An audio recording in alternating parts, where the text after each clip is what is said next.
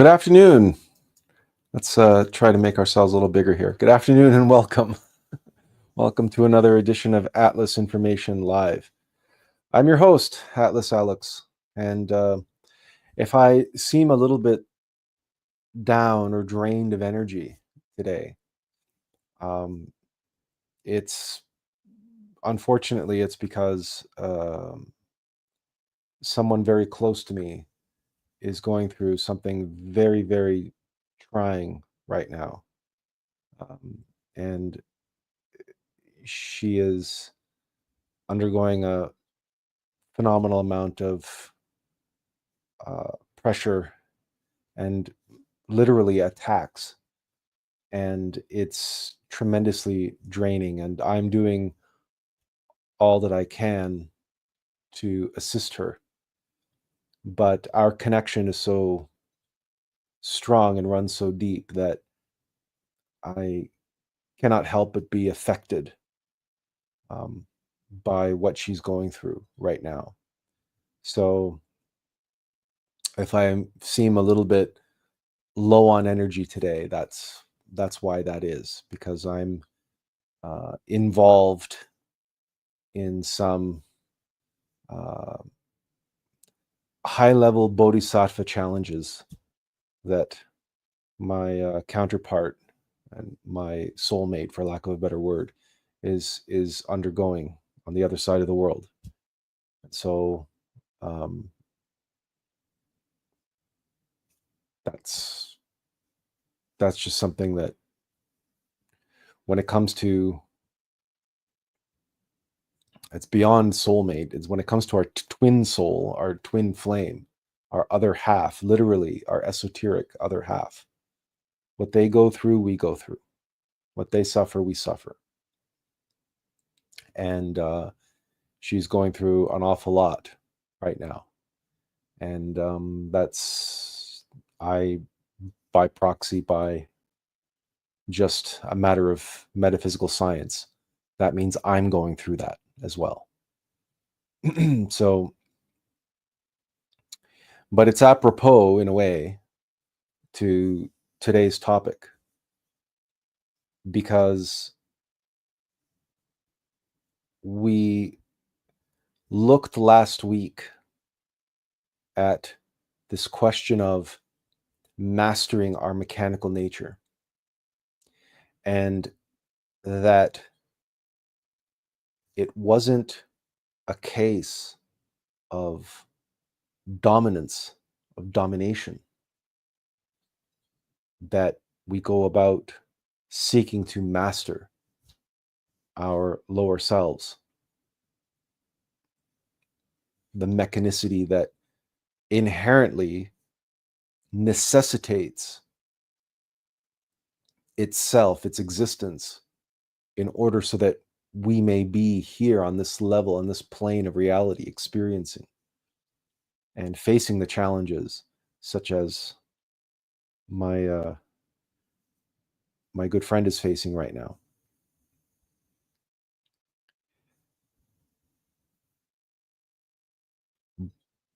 And that there is this sort of dance that takes place within ourselves.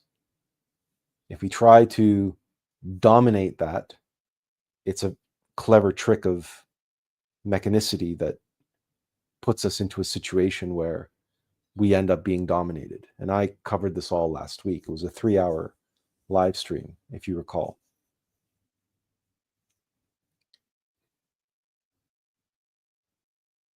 So the beingness and being in mechanical nature, but not of mechanical nature,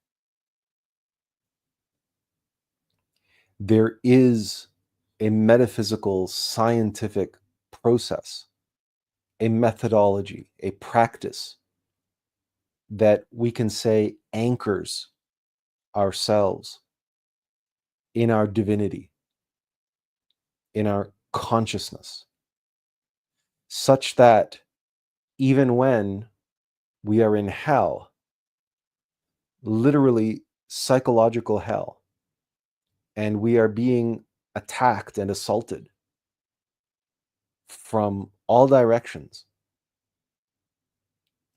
there is a practice that grounds us in the center of our beingness, the very center of our being,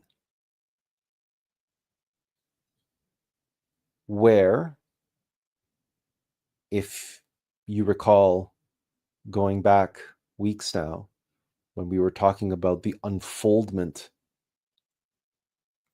of reality from the absolute nothingness. If you recall, for instance, the live stream on Easter Sunday and the unveiling of the truth and significance of 1111 and the diagram that unfolded from nothing as a matter of course, where we have the Holy Eight, the infinity symbol. And at the center of that, in the source of that, is absolute nothingness.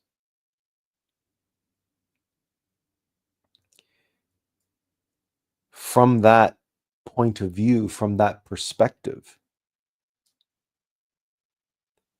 nothing that exists in the world of form can ultimately affect us in any way. It is only our perception that it can or that it does that makes it so. And that's what today is about.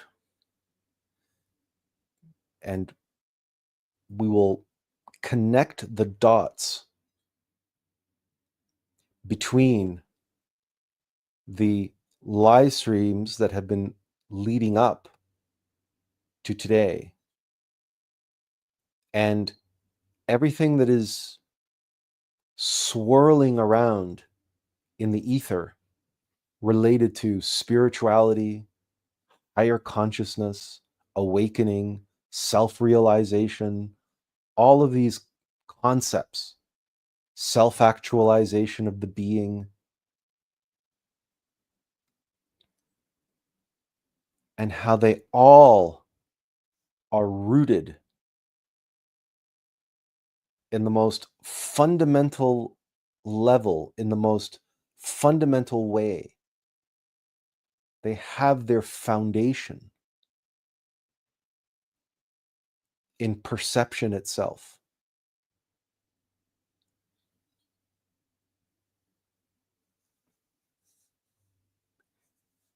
It is not a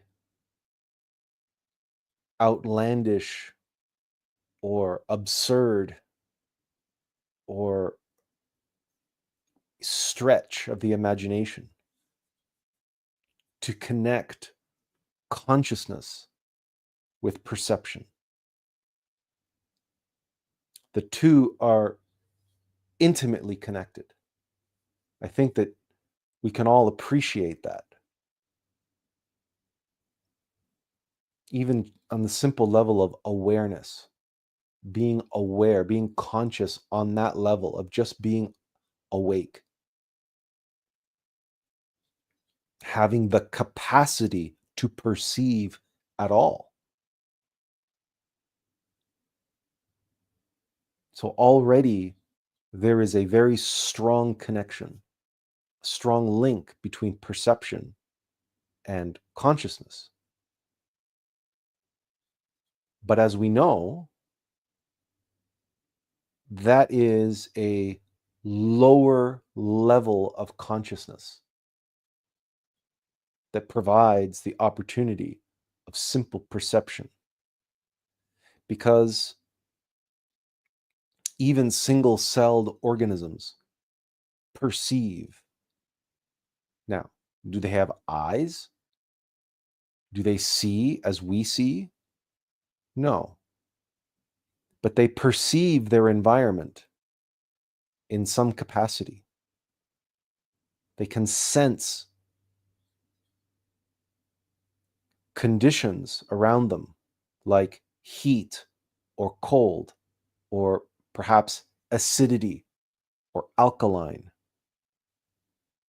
Conditions related to their existence on their level of being, related to their mortal vessel, their three-dimensional vessel. In the case of single-celled organisms, they're barely three-dimensional. In fact, they're much closer to being protoplasmic beings. There's actually very little in the way of solid matter that constitutes their physicality. Even the water that makes up the bulk of their bodies is protoplasmic water. It's water in the fourth state. There's liquid, there's ice, frozen water, and there's water vapor, but then there's the fourth state of water. And in fact, most of the water in our bodies and the cells in our bodies are in that fourth state. But everything that is alive, everything that has a monad, at whatever level of being that they are at, perceives. But that perception has multiple levels of consciousness associated with it. So the single-celled organism perceiving its environment, again, it's being attracted to very simple and rudimentary foundational levels of reality. So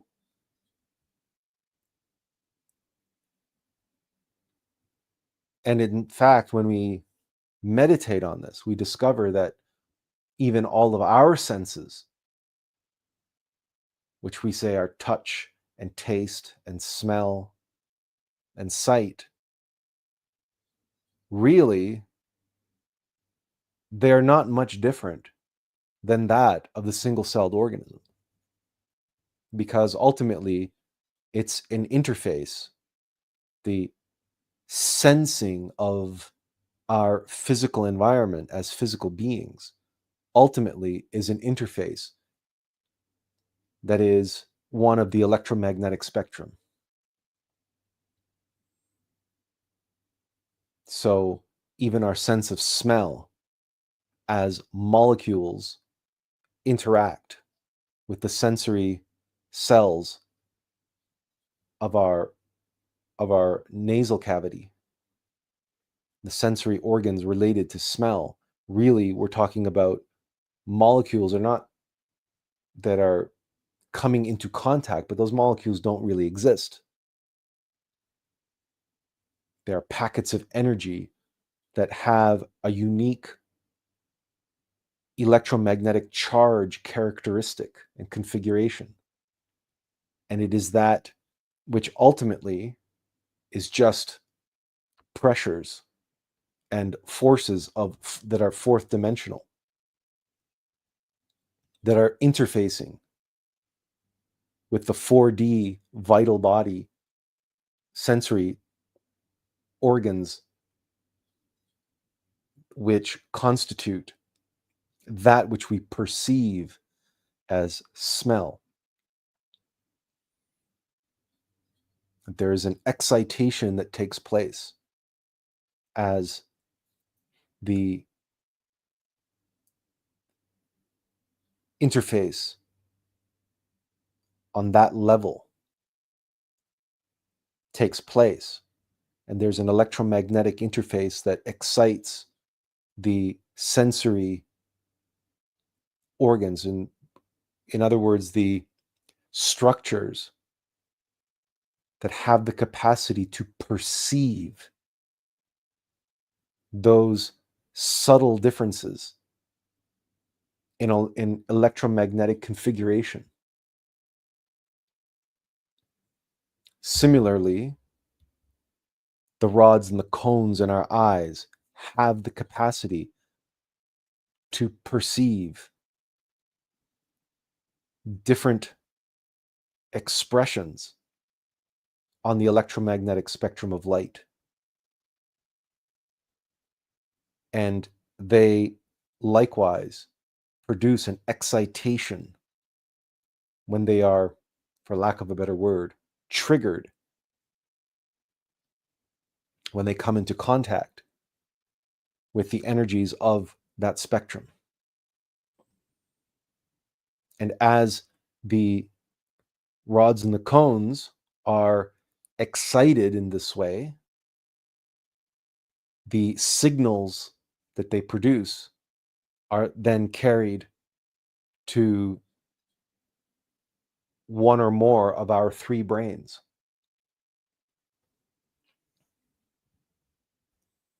Where these signals begin to be processed.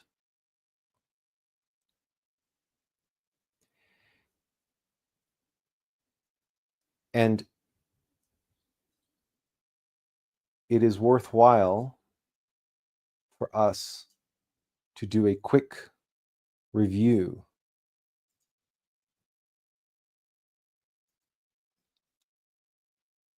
let's make it bigger. A quick review of our three brains.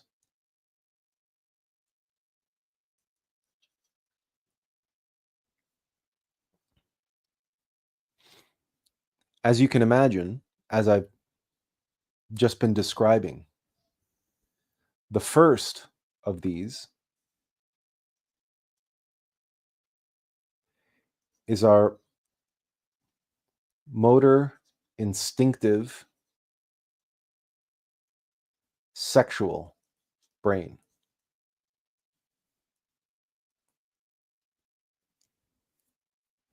Another way to describe this brain is the nervous system. The sympathetic nervous system, to be precise, but it's our brain, it's the brain of the physical body.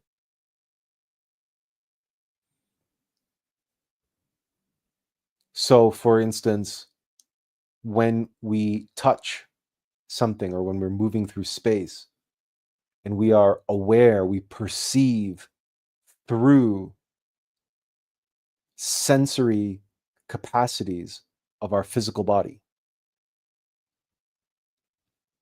And they are going and being processed. And that, by that motor, instinctive, sexual brain,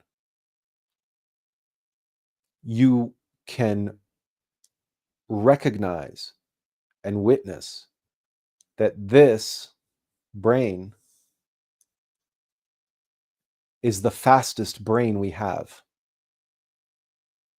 It has the capacity to react almost instantaneously.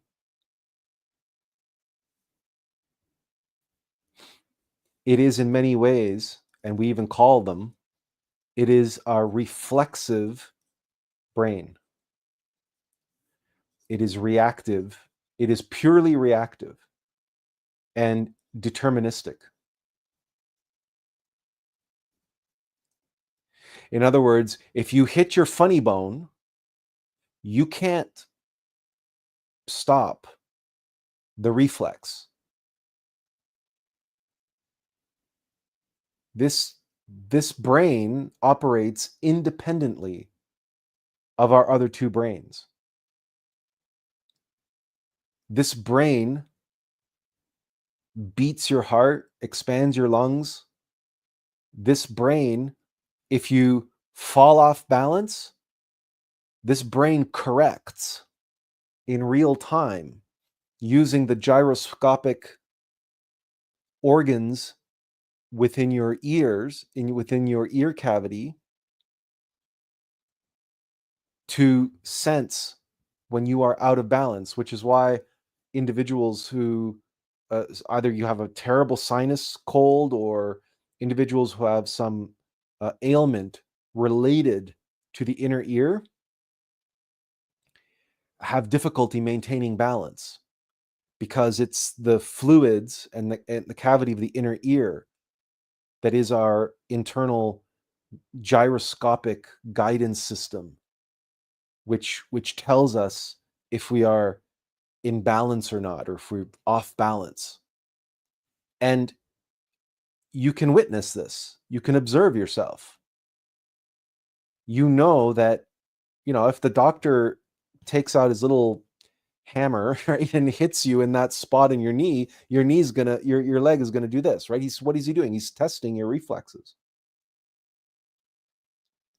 Now, you cannot will yourself into a reflexive action, right? You cannot trigger that reflex reaction. This brain is independent of you. This is completely and totally functioning and operating the physicality, the physical vessel. And so when we talk about single-celled organisms having perception, and you can observe all manner of creatures, including plants. They don't have to be animals. Plants, just look at a Venus flytrap, right? It's sitting there with its mouth open, and all it takes is you can even trigger it just by touching it, and it's a reflex action that closes up.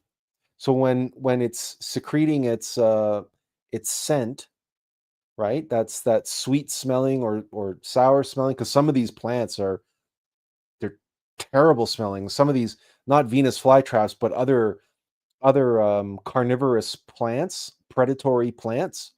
Some of them smell like dung, like shit, basically, right? Because why? Because they want to attract flies. And flies are always attracted to dung because dung is so rich with nutrients for such insects. So you have these plants that can secrete these scents into the air, and that again triggers a kind of motor instinctive reflexive action in those insects, draws them in. And in the case of the Venus flytrap, when the fly lands, it triggers that reflex and the plant closes up.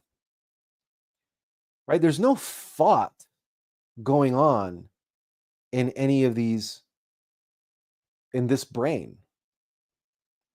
There's perception, but there's no thought.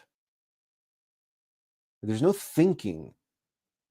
And unfortunately for us, we know that this also relates, right, to the sexual brain, right? Unfortunately, when a state of arousal is achieved, then we all know, we've all experienced it, and in one way, shape, or form, that reason can go out the window. Thinking goes out the window. And we can be completely taken over by, well, we'll get into more of the metaphysical algorithms related to that operate and function in these brains. But in this particular case, just very as an aside, right? In this particular aspect of the sexual brain, we know that the primary algorithm that operates there is called lust. And we know that lust is one of the most reflexive algorithms that we have. And the sexual response is likewise one of the most reflexive that we have. And that, again, very often, because of this algorithm, right, we can, thinking or, will, rational thought, right, all of that stuff can go out the window. This is all just on the level of our motor instinctive sexual brain and perception on that level. And I like to use the example of those who are riding, those who are doing extreme sports, like BMX, the ones who are like doing backflips and stuff with motorbikes or BMX bikes or motocross bikes, or even the ones who are doing backflips with on skiing or all that's kinds of gymnastics and all that stuff, right? All of that is taking place in the motor instinctive sexual brain, because there is no way you can think fast enough to perform those actions. A martial artist, I cannot afford to think. The martial artist must become a master of his motor instinctive sexual brain, a master of the brain of his physical body. And the mastery comes through practice and the training of that body to react in the right way, in a more conscious way.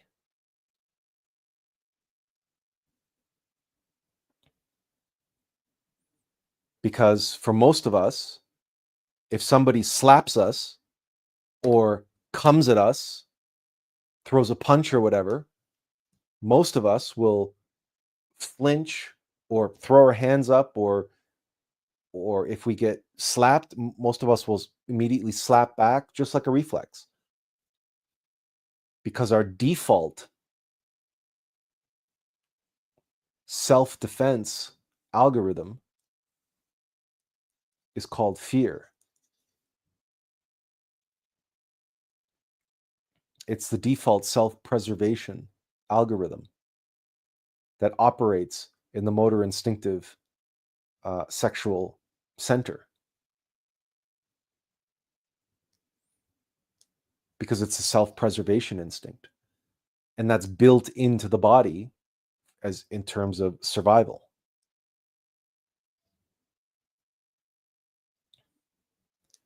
But if you recall, the what was it? I can't remember what brand it was, but it was a brand related to extreme sports, and maybe it was the brand itself, but they had a slogan, right? No fear. This was their motto.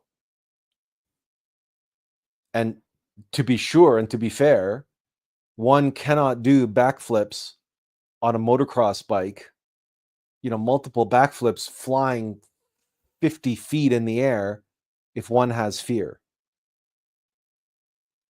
because one will not be able to execute the landing in a safe way if one is freaking out and absolutely terrified that they're going to die.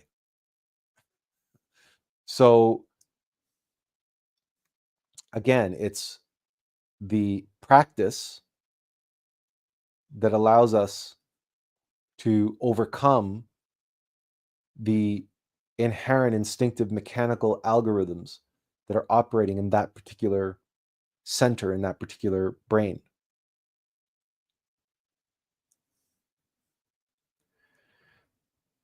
So, but we know that fear and lust are not limited to the motor instinctive sexual brain, because the second brain that we have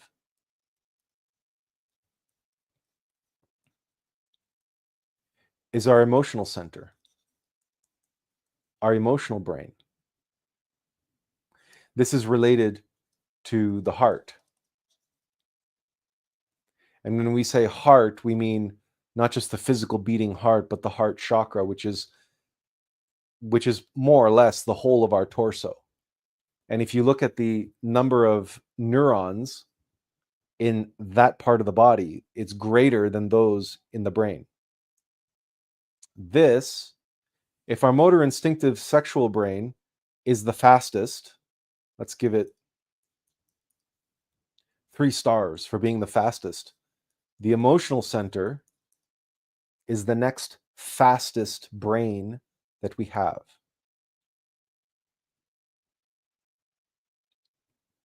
And you can, once again, observe this in yourself and attest and verify the facts simply based on your own experience. What happens if somebody slaps you? Right? Besides whatever reflex action your body takes, where do you feel that slap next? Right? Some kind of an assault on your person. You will feel, for example, the fear first in your body. And then very soon after that, you will feel it. You will feel the emotion of fear. Or in the case of someone slapping you, that fear and the self-preservation instinct, the fact that your control over your peace has been disturbed, fear very quickly can exhibit as anger.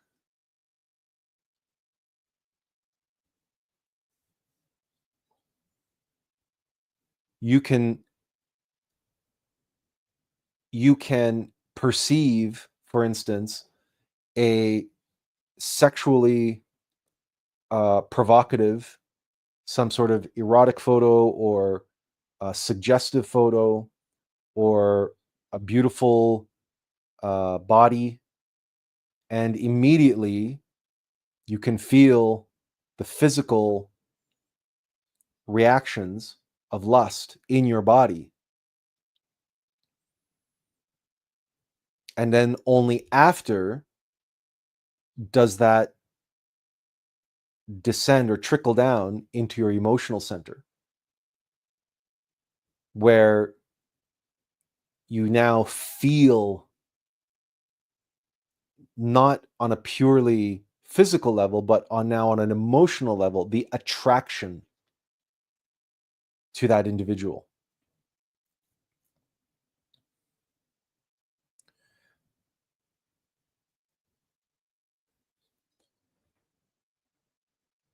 Another way to verify this is if you have ever experienced what we call a broken heart,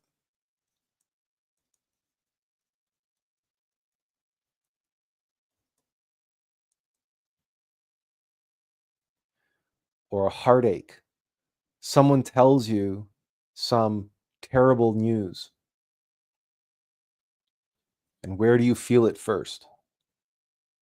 It's like all of a sudden you get punched in the gut.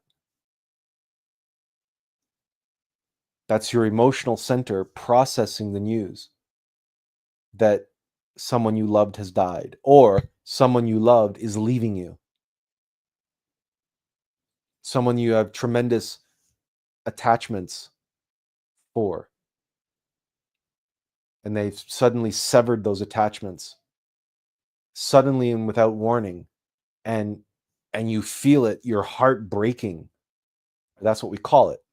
Well, that's because it's your emotional brain, your emotional center, that is processing that information. Even before your mind knows what the hell is going on,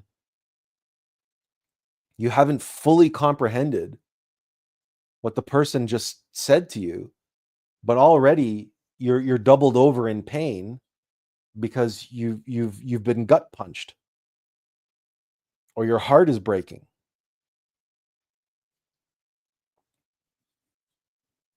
So the emotional center has a capacity to perceive and react accordingly, mechanically.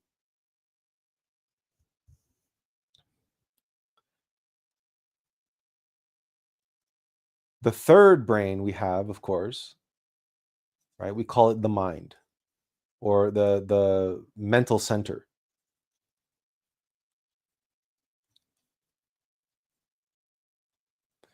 The brain that we all think of, that neurology and neurologists concern themselves with. This is the slowest of our minds, of our brains. It's the slowest center.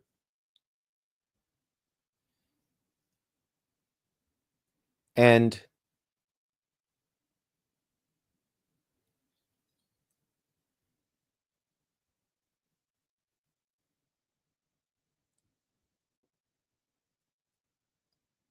to verify that, you can verify that in conjunction with any of the other centers.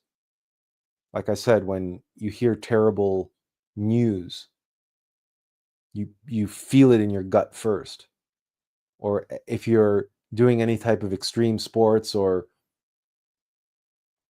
right, you will feel, for example, lust in your body first, in your heart second, and then only in last place will fantasies arise in your mind. So the body registers an attraction, your heart then follows suit and registers that attraction, and then your mind finally comes in third place, and the thoughts start to arise in your mind related to that attraction, about, whoa, should I get their number? Should I go over and talk to them? Or if, or just fantasies, and so on and so forth.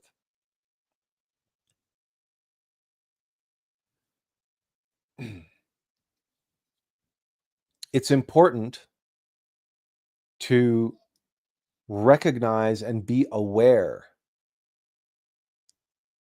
that these three centers, well, actually, it's 5 centers. It's 3 brains and 5 centers, because we break the first brain into motor, instinctive, and sexual, right? Because those are 3 distinct centers related to the body. As I said, the motor brain was, like, for example, the one that's keeping you balanced. The instinctive brain is the one related to fight or flight, and hunger, and the things like the gag reflex, or gasping for air when you're low on oxygen. So these are actions that the body takes instinctively. And then, of course, the sexual brain, I don't think, requires too much elaboration. We know that the sexual center has a mind of its own. We know that. We all know that from experience.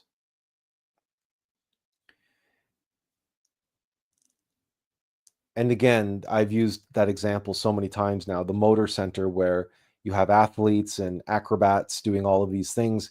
And again, that's not necessarily related to the instinctive center, because there's no particular reason why a human being, that the motor center, there's no instinctive aspect to doing somersaults and doing extreme sports on the back of a BMX bicycle. There is nothing instinctive about that. There is nothing in nature. BMX bicycles don't exist in nature, right? Skydiving doesn't exist in nature. So these are invented activities that nonetheless use the motor center, and training and practicing and conditioning of the motor center, to be able to perform those made up activities. but they're entirely made up. There's nothing instinctive inside you and I. So, for example, if you and I right now got on the back of a motocross bicycle, one of those motocross dirt bikes, and went on one of those dirt bike tracks and tried to do a 360 in the air on that dirt bike, I bet dollars to donuts that we'd end up with our neck broken.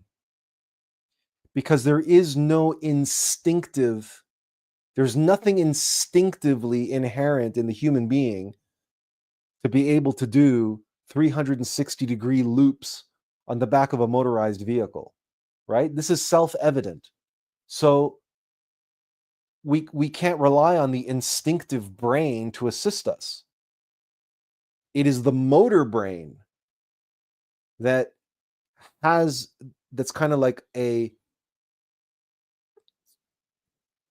blank canvas and has the capacity to learn, as all brains do, to learn and develop.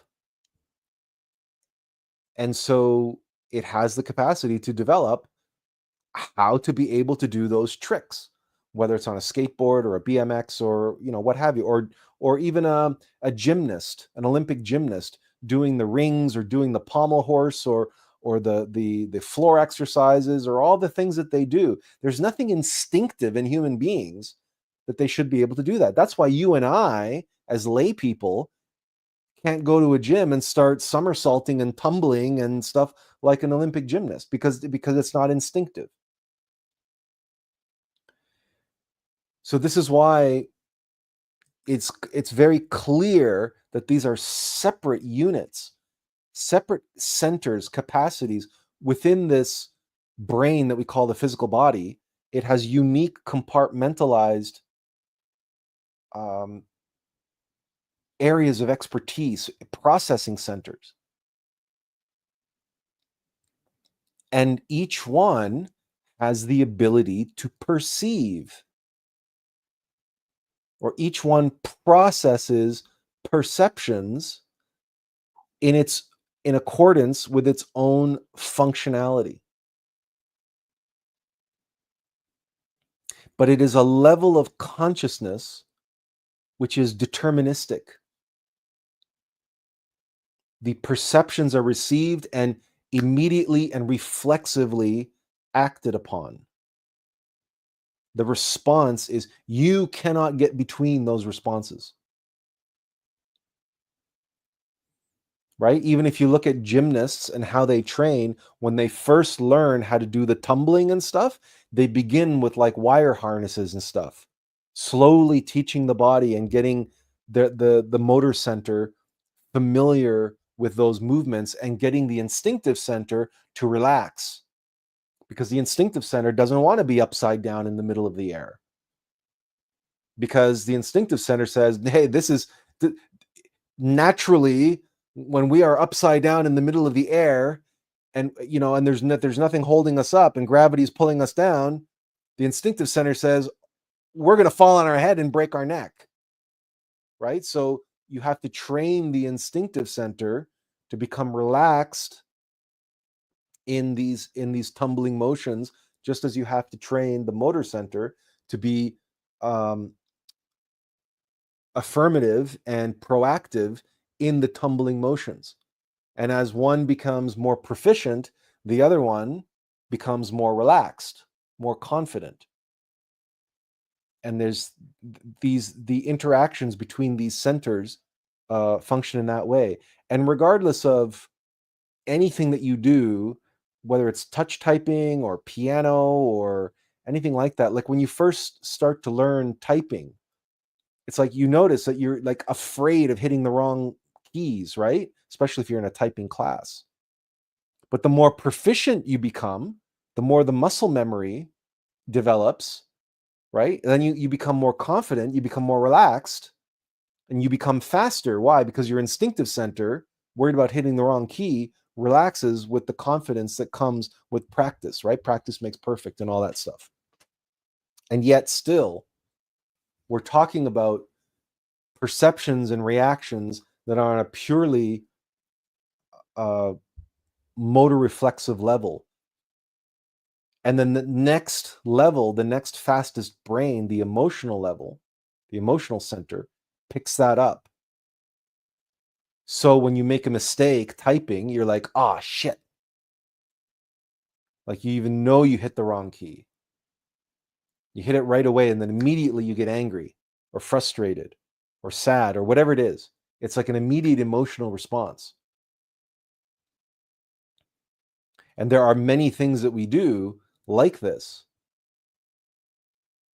that there's a reflexive and an emotional level of perception that's taking place without really thinking about it.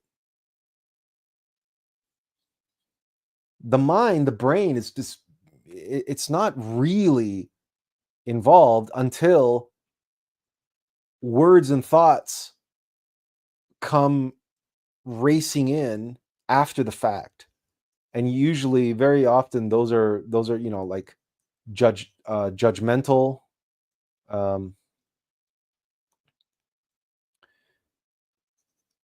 No, I had it right. Right? What is wrong with my pen? Why is this not working? Okay, let's try this again. So,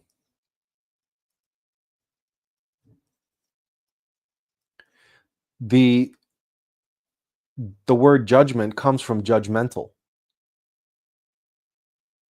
And it's interesting how the word mental connects to the word judge. We become judgmental, right? So we make a mistake, we're angry, and then what do? We berate ourselves. Oh, you stupid this, you stupid that, blah blah blah, this or that. You'll never get this right. You'll never do it. And all these like thoughts start coming into play.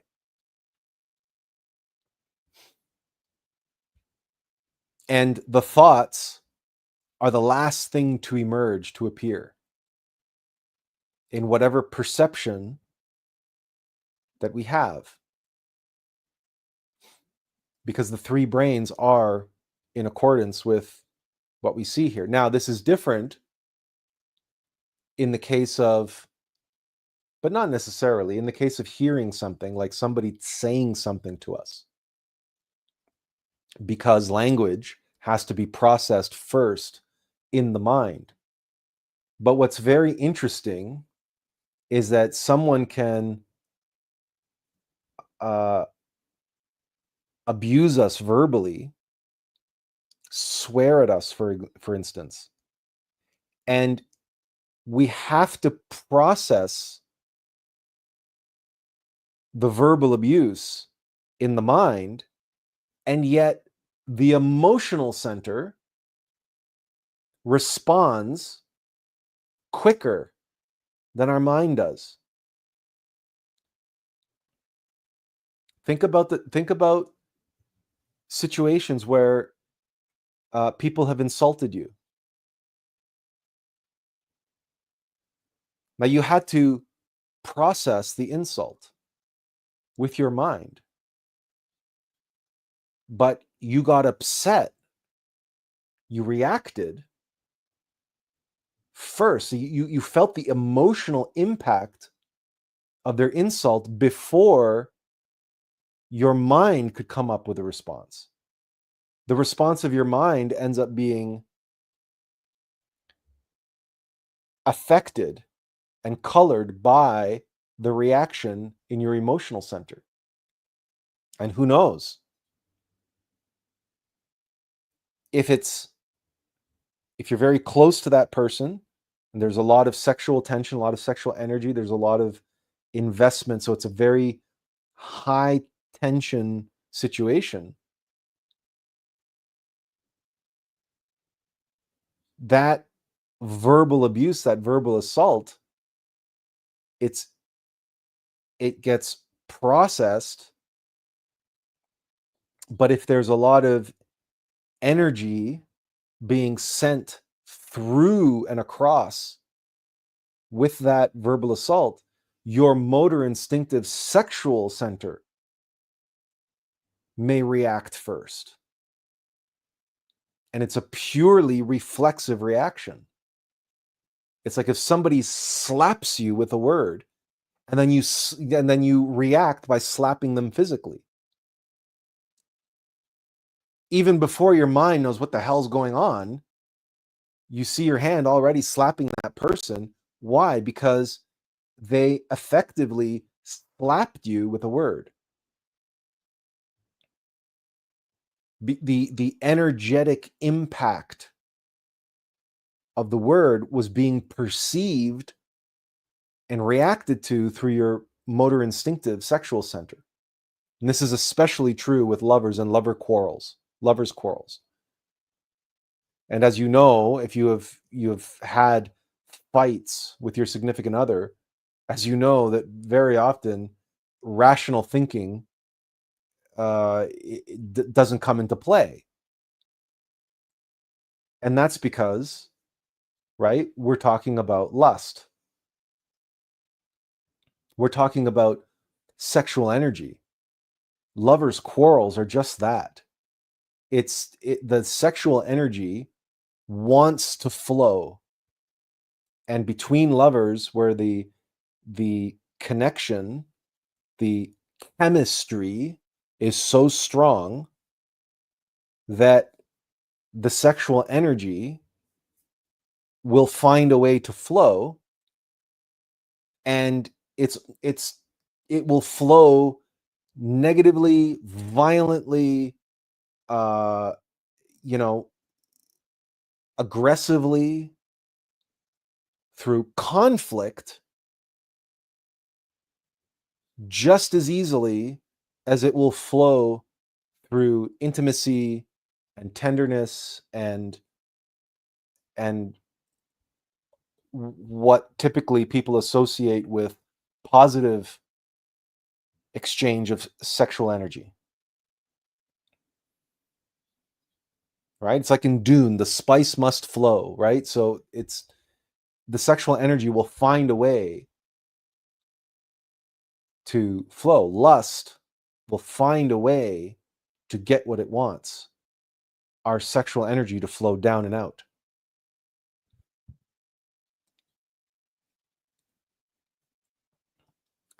And that's why so many couples, like, if it's not sparks in the bedroom, it's a raging grease fire in the kitchen.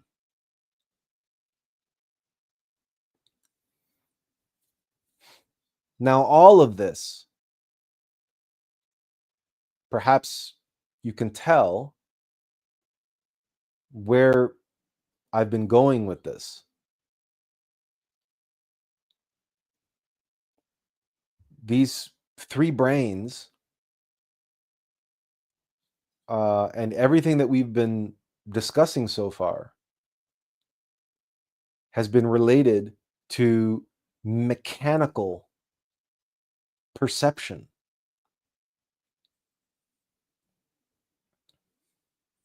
The perceptions of the human-like machine. That's why at the beginning I was describing how these types of perceptions take place even in single-celled organisms and in plants, because they're reflexive in nature. And you all know, because if you have pets, you know that pets have an emotional center. You know that pets feel, like, whether it's a cat or a dog, for instance, you know that they feel envy.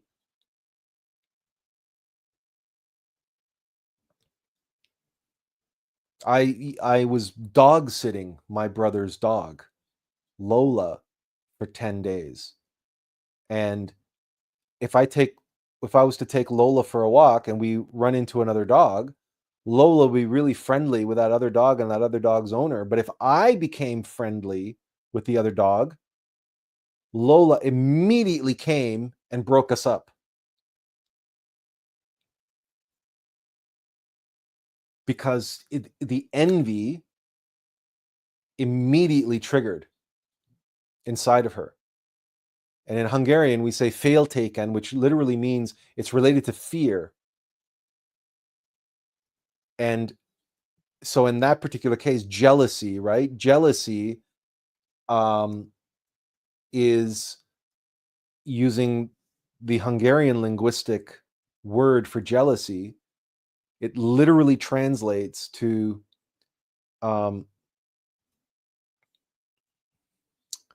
like it's very difficult to translate in that sense because it's one word, but the meaning of it, the spirit of it, is someone who's afraid of somebody else moving in on their turf, or you're someone who's fearful of loss to someone else, or fear of losing out. Okay, we have that expression. You know what? We do have a word for it now. We call it FOMO, right? Fear of missing out. So that's kind of like the Hungarian word for jealousy, right? Because here's my dog, or well, it's not even my dog, but she loves me because I take her rabbit hunting and stuff, right? So she has a special attachment to me. So if she sees me being friendly with another dog and I'm giving another dog tail scratches or scratching behind the ear or whatever, she feels that fear of missing out. She's missing out on the love that I'm now giving another dog instead of her, right? That's jealousy. But you see how in the Hungarian vernacular, we recognize it for what it is. It's fear. It's fear of missing out. It's like, oh my God, he's showing love over there. That should be my love. I could be getting that love. So she makes a beeline over and she to get it, right? It's a complete reaction, and it's a fear-based reaction, fear and control. So that jealousy envy program, it's really like another version of fear, and it's another version of greed when it gets into envy, which again, it's kind of like fear of missing out, right? Somebody else has something that I want, so I'm envious of what they have. But that's kind of like a version of greed. Well, greed is just fear of not having what you want, right? And wanting more, like fear of not having enough. And that's goes down to gluttony, and that goes to, and but because gluttony is something that you consume and greed is something that you get, so the satisfaction that comes with getting what you want that somebody else had, well, that's lust. So it's fear and lust are the foundations, like we've discussed in the past. They're the building blocks of all egos. Every, as I've described before, every whore needs a pimp. If lust is the whore of Babylon, then fear is her pimp. They are Asmodeus and Lilith. They are the two consorts, the feminine and masculine consorts, that are the mother and father of all egos, all demons.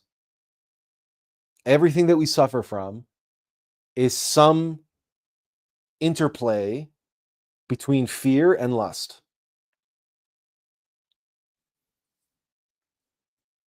And all of the algorithms of mechanical nature fall under the umbrella of those two elements of that dialectic, of that all algorithms of nature fall under the umbrella of that dialectic, because fear and lust are the preservation instincts. They are the algorithms, the mechanical programs of preservation. Fear is preservation of the individual, And lust is preservation of the species, preservation of one's seed.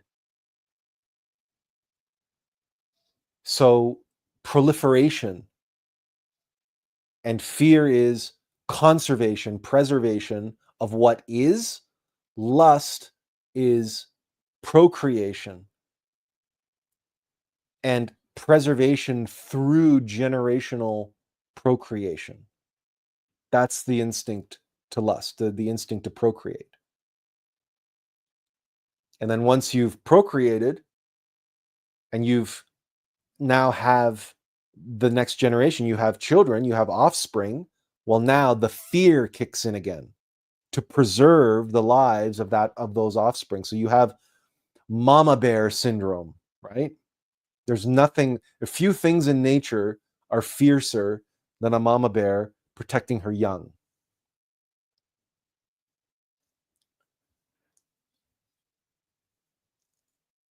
Now, all of this is perception on a mechanical level.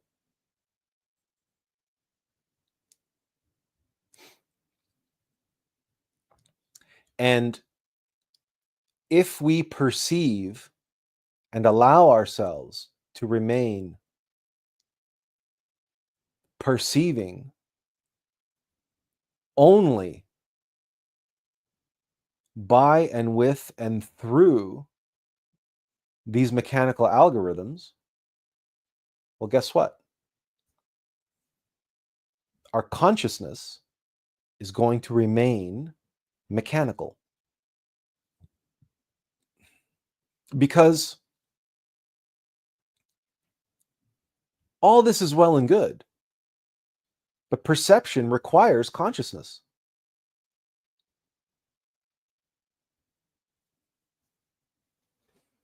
Because on the level that we are at, of physical reality,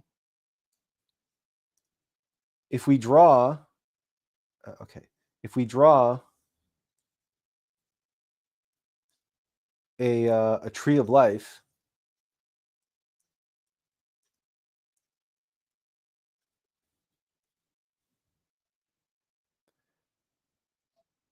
yeah.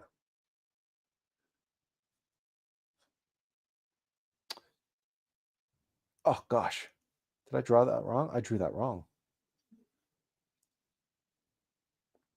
Here. Okay. There. And we can, of course, do this. And then this is, I'll just do this in white. That's gnosis, that's dat. Okay. This is the, just to give you some context, this is the 6th, and this is the 7th. We can argue whether gnosis is above or below that line, but anyway. And then this is the 5th, and this is the 4th, and this is 3D. So I suppose just, to keep this easier to follow along, 7D, 6D, 5D, 4D. So I was saying here in 3D, we have our sensations, right? We have our sensory organs, and that all beings, all organisms have the ability to sense their environment. But what was I saying there, right? The physicality doesn't actually exist, and that even smell, touch, taste, sight, what we're really sensing is 4D energy. It's the interaction, the interplay of energy, right? That's on the foundation. This is the 9th sphere on the tree of life. It is the energetic foundations of the physical world, what we call 3D, that we experience as sensations. But it's those sensations are illusions. in that sense, right? Because there is no physicality, right? Your hands don't actually touch when you clap them. They come really close, but they don't actually touch. But it's just that this is especially like even if you come at it from an electromagnetic point of view, and the same charges and they're repelling each other, and okay. But if you read and meditate on Walter Russell, this really becomes clear that these alternating pressures, right, and these opposing pressures that prevent actual contact to take place. But the pressures are enough to create that repulsion and the rippling effects that, for example, creates sound, the sound of clapping, and so on and so forth. So everything that we perceive as physics and the laws of physics, their foundational energetic reality is different. They're functioning on a different set of laws, similar but different. Attraction, repulsion, etc. So, and gravitation and radiation and the opposing pressures, etc., etc. But this is not today's live stream. I don't want to get into the weeds on this. I'm just mentioning it. But what that means is, on the fifth dimensional level, we have the emotional and mental. I'll keep this. Can I?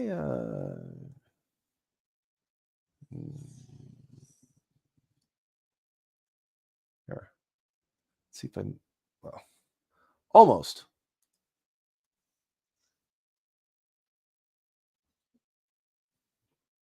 There we go. Aha. Try to do that with a real whiteboard. So we have our emotional and mental centers, and that's on the fifth dimensional level. So now we're even talking more subtle energies. Consciousness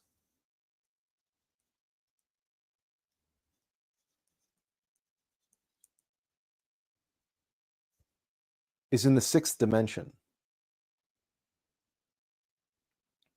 And consciousness is the capacity of perception.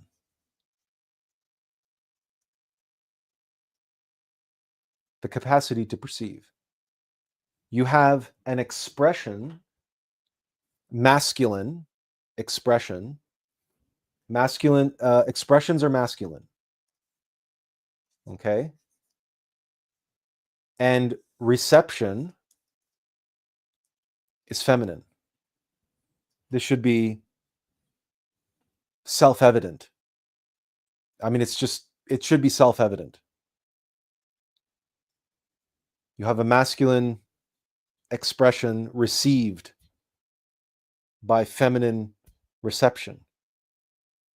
And what happens when the masculine is received by the feminine? Well, in that union, we have the spark of creation. The union of masculine and feminine creates. And what it creates is, we call it sex. It's the sexual act, sexual union. But in terms of perception, we call it experience.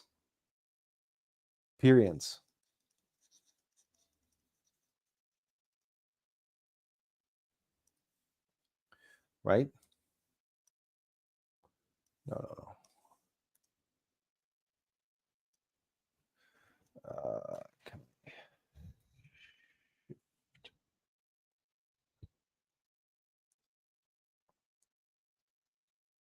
So, yeah. yeah, well, anyway, it's there in the 6th dimension. Consciousness and perception, experience, which means that everything that we think is happening down here, but is actually happening here, and that we're processing here. We're feeling about it and we're thinking about it here, actually exists here.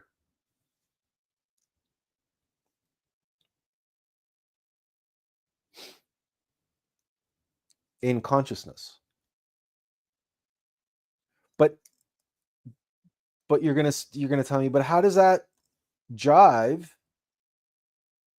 with what you were saying at the beginning, that all of this stuff is reflexive, that this is mechanical, that you can't get in between this stuff? Well, this is where we have to comprehend that between, now maybe I do have to make myself smaller here, so you guys can keep seeing that, right? In the big picture.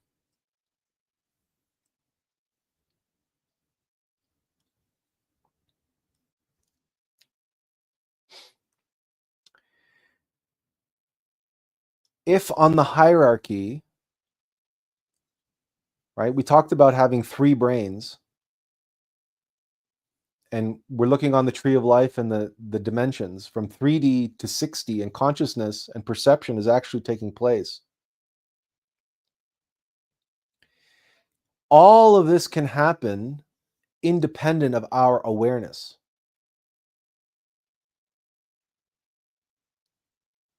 In other words, our consciousness can be asleep.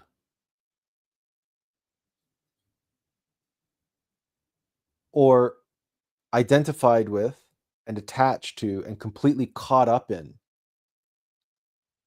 Or to put it another way, all of this activity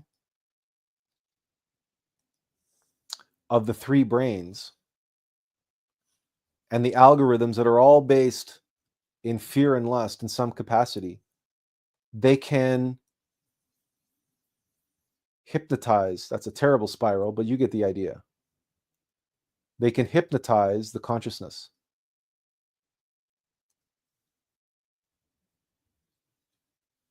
In the downward spiral,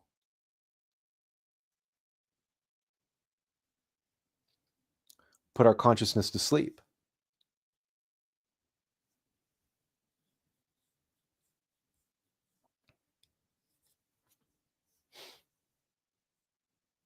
But how does that happen?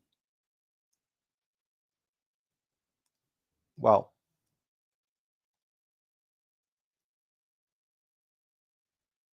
in the same way that there is an interface between the motor instinctive sexual brain and the emotional center and the mental center, there are interfaces between these centers in the body. We call it the mind-body connection.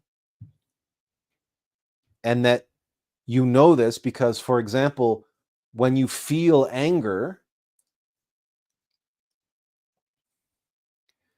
you can start shaking. Or when you feel fear, you can start shivering with fear. You can be shaking with anger.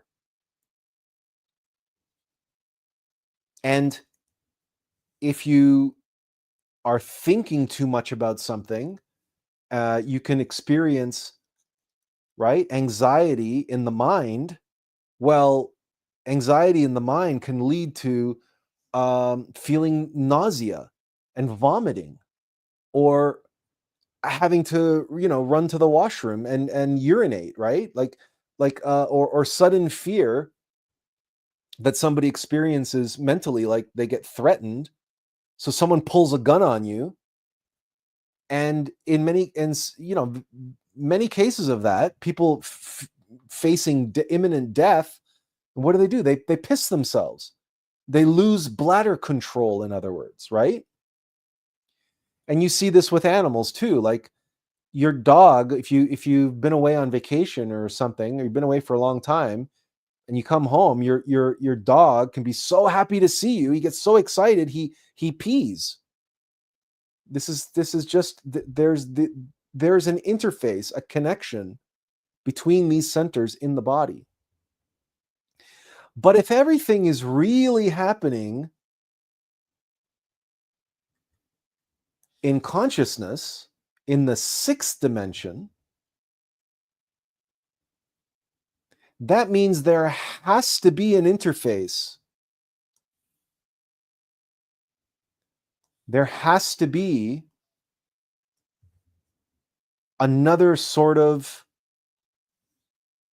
mind. Let's call this mind 3A. So another level of mind, we'll call it 3B.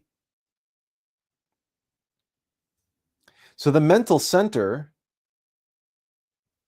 actually has 3 brains of its own.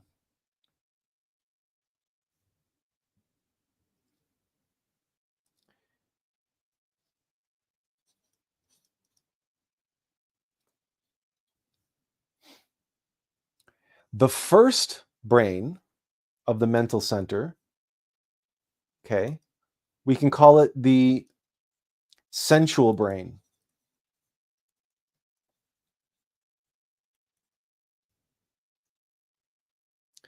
It is the brain that obviously is most connected to the other brains. You could call it our physical brain. It is the processing center for a lot of the motor, instinctive, and emotional activity trickles into the brain, and we have this central brain. I've heard it called the essential brain, but I don't like it being called that. But it's the sensual brain. It is the brain associated with the other brains of the body, and the interface between. It's an intermediary brain, and we'll get to why that is, but it is the processing center for senses and sensations. So it's the sensual brain. So when you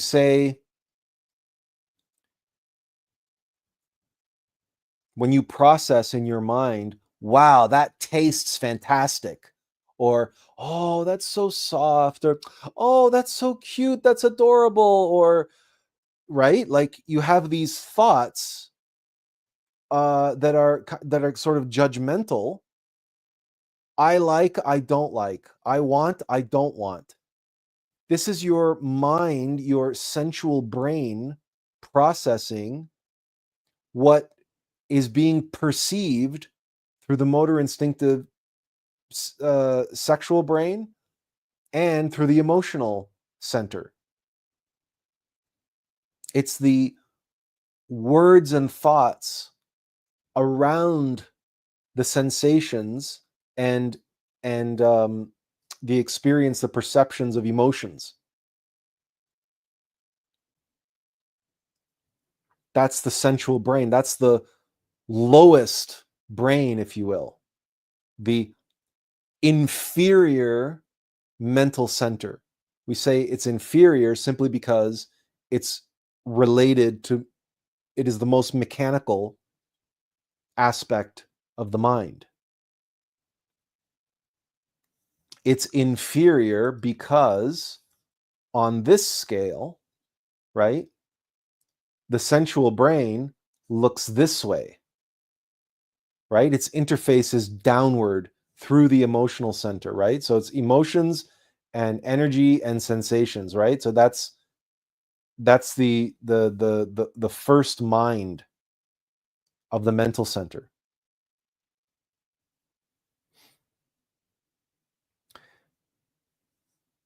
The second, we call it the intermediary brain, or the intermediary mind. And as it suggests, intermediary means in between, or the mediating mind, the mind of mediation. Now, what does it mean to be mediated? When we think of media, what do we think of media? Examples of media: film, television, music, so CDs, cassettes, boy, am I aging myself, records, newspapers, books. These are all forms of media. Intermediary, as it suggests, it's a media or a medium that mediates between two other forms of knowing, between two other minds, in other words. Leah asks the question, influenced. Let's I'm going to hold that thought, hold that question, okay? Because we're going to get to that. But first we have to establish the foundation here. Let's not worry about influenced and influencing yet. Let's just worry about the actual objective reality of what a medium is. So think of a photograph. You have a photographic plate, right? Some kind of a Polaroid. Let's do this right here. You have a Polaroid film, right? And then you have a lens, and then out here you have some kind of a phenomenon, and then that phenomenon passes through the lens, right, and gets developed on this film, right? So now you have a Polaroid picture of some phenomenon, okay? But the picture, the photo does not equal the phenomenon, right? It's been mediated. It's been mediated. Now, over here, you've got a mind, right? You've got a mind of somebody else. Why don't you delete now? Okay. You've got a mind of somebody else. So they're thinking, they've got a thinking mind. You show them the photograph. Let's keep it consistent.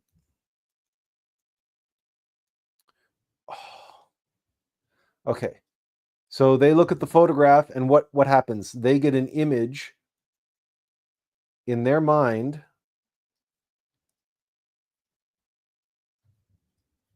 Okay? They now have an image in their mind based on the photograph that you showed them. Now, the photograph did not equal the real thing. They are now looking at an image, but the image in their mind does not equal the image that they were shown. So we now have 2 degrees of separation between the real thing and what was in the person's mind. Why? Because the mind is another level of mediation. This Polaroid image is exactly what happens. If I was to take this image out of here, in your eye, you have a lens. So when you're looking at a phenomenon out there, that phenomenon is passing through your lens and it's projecting onto the Polaroid image in your mind. So in other words, the image in your mind is not the real thing, it's mediated. This is a long and convoluted way but a method of experiential knowledge to show you what the intermediary mind is. We can say it is the screen capable of receiving projections. It is the medium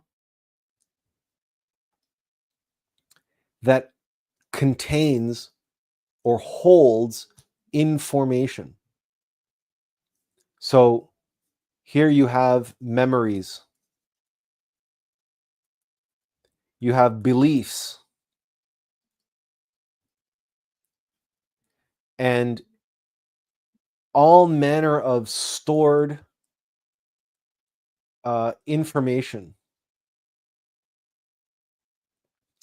that you have received. And a lot of it you've received from your sensual mind. So when you have memories of, oh, that amazing cheesecake I once had at the Cheesecake Factory, it was so incredible. It was only for a limited time. It was a blueberry frosted candy cane cheesecake. It was one in a million. I've never had a cheesecake that good ever since. Okay, so the perfect cheesecake, the most incredible cheesecake you've ever had in your life, you came to that conclusion in your sensual brain through the motor instinctive emotional centers. That cheesecake made an impression on you. So strong was that impression that it established a belief in you that you just had the greatest cheesecake ever made, and you've spent the rest of your life searching to recapture, to be able to relive, to be able to re-experience that, to have that experience again, based on what? Based on your beliefs, based on your memories. So the intermediary mind, it's like media. It's exactly like what we do on a computer. We have our hard drive, and what do? We store all our photographs on it, all of our memories, right? We download them from our phone or from our camera. We save them on backup hard drives and stuff on our computer. And then if we want it feeling nostalgic, we plug in our flash drive or whatever it is into the TV, and then we can look at slideshows of old pictures or whatever, right? It's in many ways it's also the archive of the mind. But right, it's not just the mediated mind, it is the intermediary mind. Because there's a third mind. This mind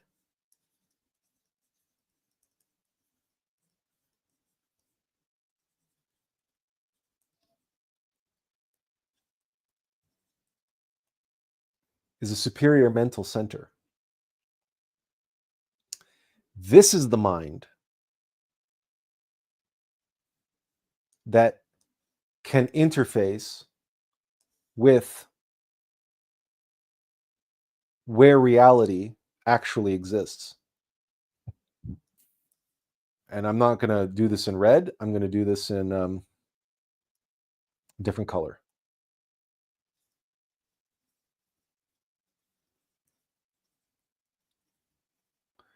And let's make this just a little bit smaller so we can see that. Okay, so the superior mental center is the mind that it is the mind associated with consciousness.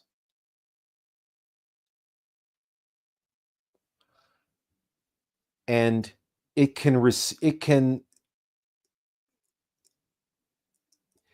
basically where we would say we know. Now, normally we say it's the consciousness that knows because there's levels of this. But the superior mental center related to us as the mortal vessel, this is where we receive, right, insights, intuition. Well,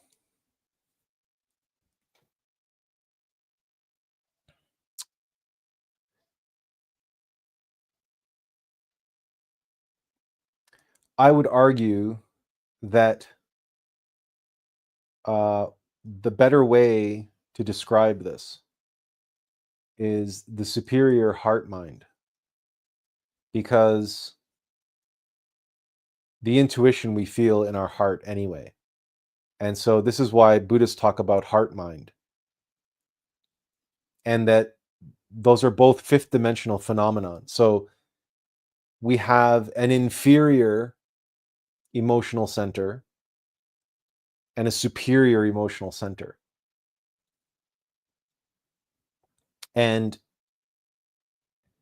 the intermediary heart mind, likewise, will store memories.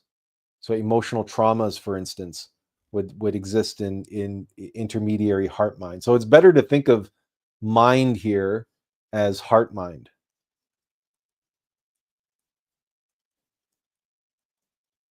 And not just heart, or sorry, not just heart or not just mind, because we have inferior and superior centers of both. So we have knowledge, insights, intuition. We have imagination.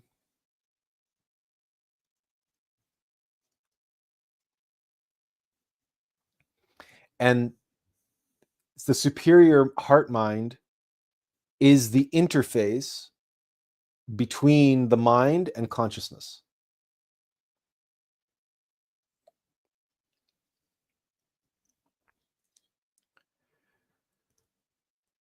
So we have the potential, for instance, for the insights and intuition and imagination that we receive directly through consciousness to be able to elaborate those and project those onto what we described here as the intermediary heart mind. So the way to imagine that is you have a screen that can receive from both sides. It can receive information from both sides, but it appears on that screen as on one screen. And this is where a great deal of confusion comes into play, as related to beliefs, for instance, and the confusion between belief versus knowledge, true faith versus blind faith. A lot of this comes from the confusion between the origin of our knowledge. Was the knowledge, does it exist in the superior heart mind? Or was it from the inferior heart mind? Was it conscious knowledge, or was it reactive knowledge, mechanical knowledge, intellectual knowledge, rationalization?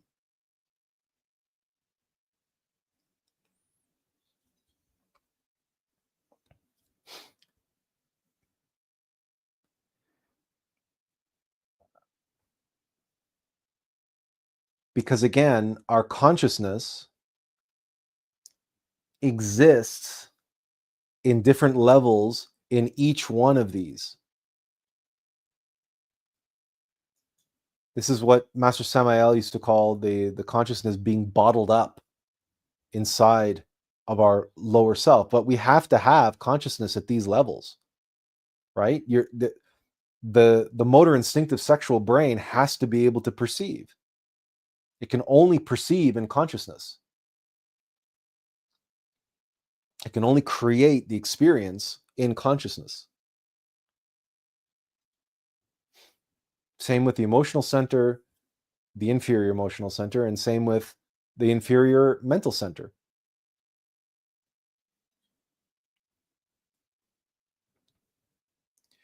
The question then becomes, why is it that the consciousness becomes hypnotized or asleep?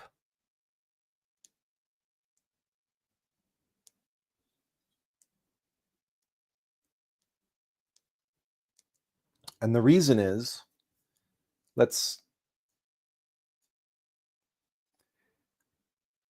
we're going to move away from this for just 1 second, because we have to talk about in greater detail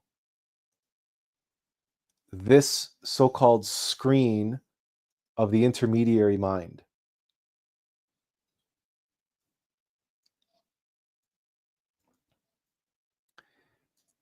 When we think of a screen, we think of a space, like a movie screen, right? Now, a movie screen has some kind of a limited area. It's fair to say, yeah? In technological terms, we talk about things like bandwidth. If you want to talk in physical terms, we can talk about, real estate, right? In other words, you can carve this up, right? Even in computer terms, if you think of a hard drive, how much gigabytes of storage,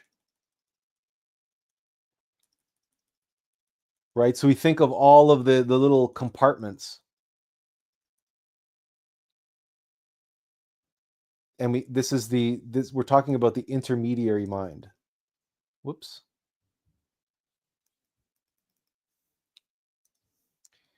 My whiteboard is not participating. Okay.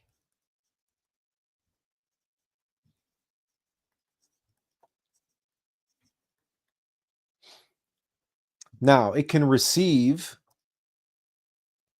from above, from the consciousness, we're going to call this the superior mind.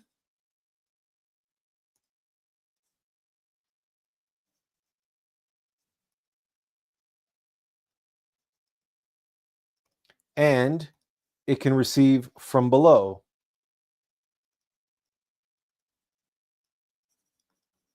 Right?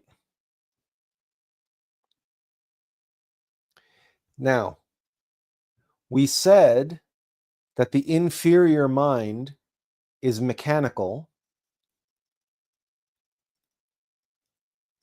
and is defined by these algorithms that all fall under the classifications of one or both of fear and lust.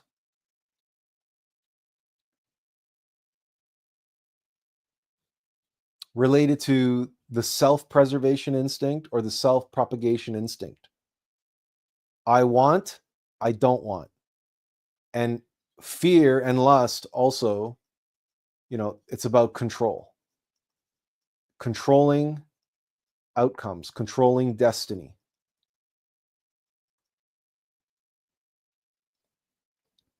And that all of the algorithms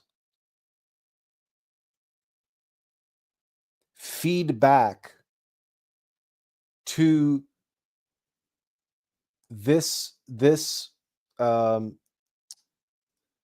the goals, the inherent desires, the inherent instincts of self-preservation and self-propagation and controlling destiny.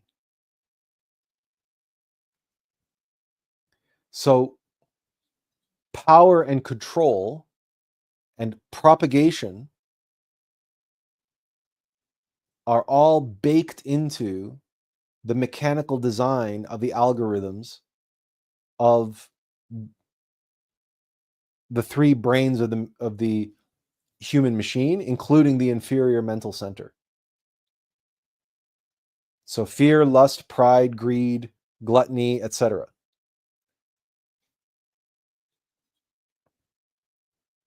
But what that means is that the thoughts generated by these mechanical algorithms will propagate. They will want to fill all of the bandwidth and fill up, right, all of the real estate of the intermediary mind.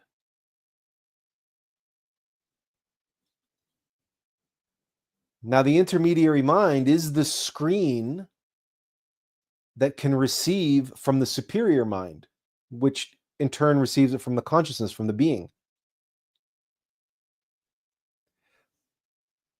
But if the whole screen is being filled with mechanical, reactive, instinctive, reflexive, and fearful, lustful, greed, pride, right? If the intermediary mind, if that screen is filled with all that mechanicity,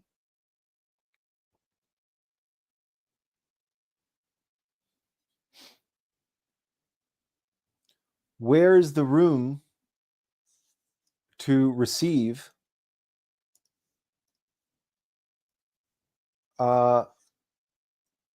input from the superior mind? Where's the room?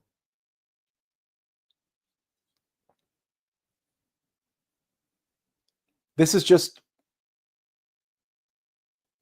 the most rudimentary, basic way I can try to explain this to you. That there are, in fact, receptors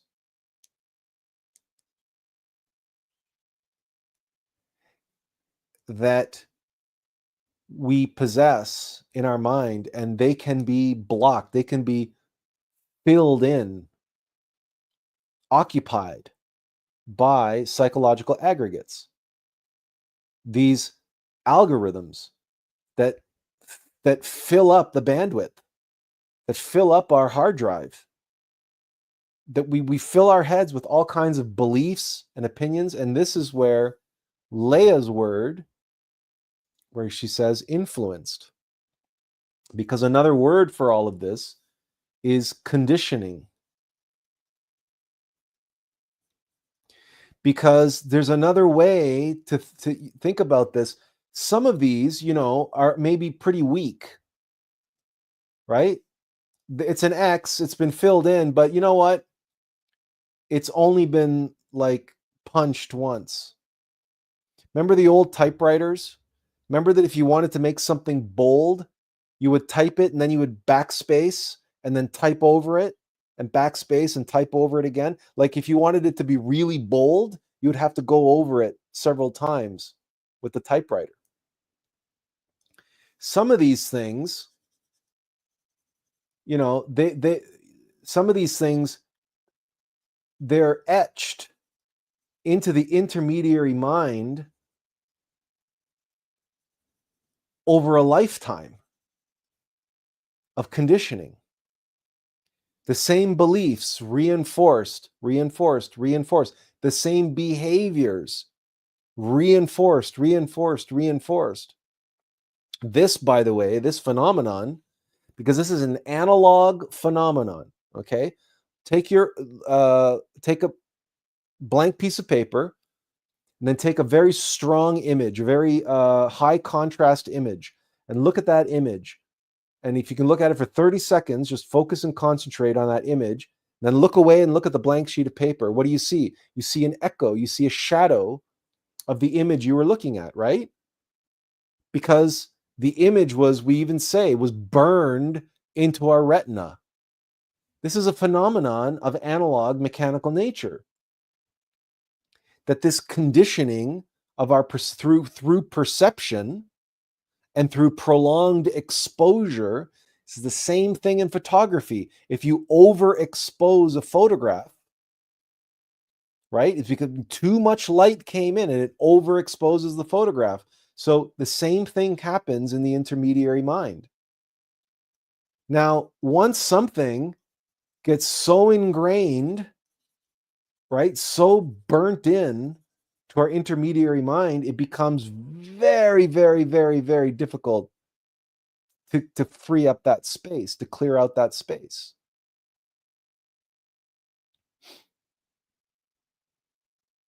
And, but with great time and great diligence, you could do it if only these things were static. But they're not static. You've observed your mind. You know what your mind is like. So we call it the busy mind. Now, the intermediary mind is intermediary, which means these things, because they're associated with mechanical algorithms based on fear and lust, based on control, and what they want is consciousness and energy. They want you to act on them. Okay? The intermediary mind, all this conditioned junk, what's it doing? It's projecting itself. It's going down here into the sensual brain, into the sensual mind. The memories, the beliefs, the stored information, it's trying to project down here to get the sensual brain, the sensual mind, to then act out in the emotional center and the motor instinctive sexual center what's stored and conditioned and stored in the intermediary heart mind. And you can see that that activity is blocking out the superior heart mind. The superior heart mind can't reach here and here and here because it can't, there's no space on the bus. There's no bandwidth for the superior heart mind, right? Trying to get in with, we're using X's. Let's say the superior heart mind is trying to use O's, right? But it can't, it's got very limited ways. It has to try to squeeze in the gaps.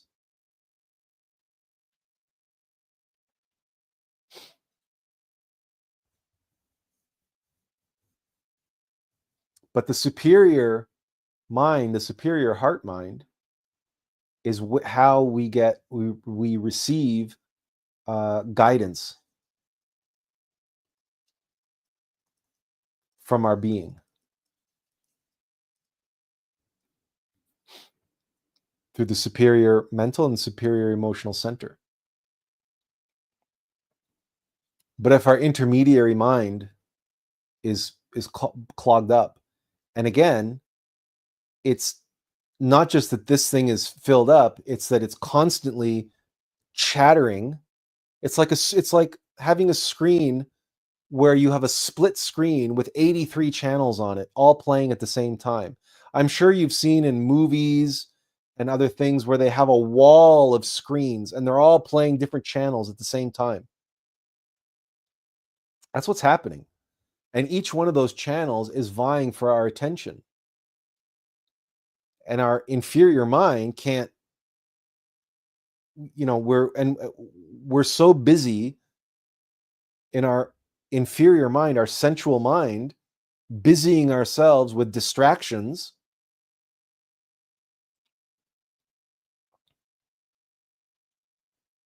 And we're not paying attention even to our intermediary mind, only to what it's throwing at us. Our consciousness remains trapped. We remain stuck.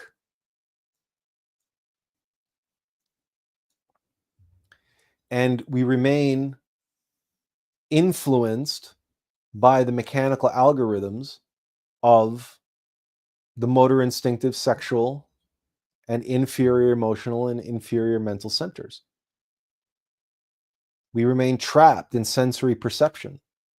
We're incapable of superior perceptions because the intermediary mind is all clogged up. It's all filled up with the beliefs and the memories and the conditioning of a lifetime of sensory perception, and not enough time in contemplation, in meditation, in self-observation, and knowing ourselves. Not enough time cultivating the superior mental center, the superior heart mind.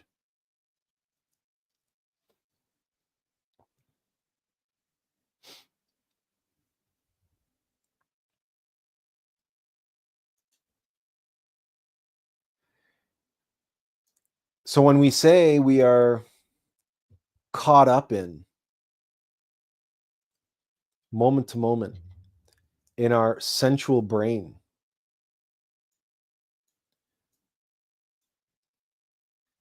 and our intermediary mind is, and remember, this is, to use another analogy, it's the wind blowing across the mountain lake, and all the waves, all the ripples on the water makes that lake impossible to accurately reflect the heavens above.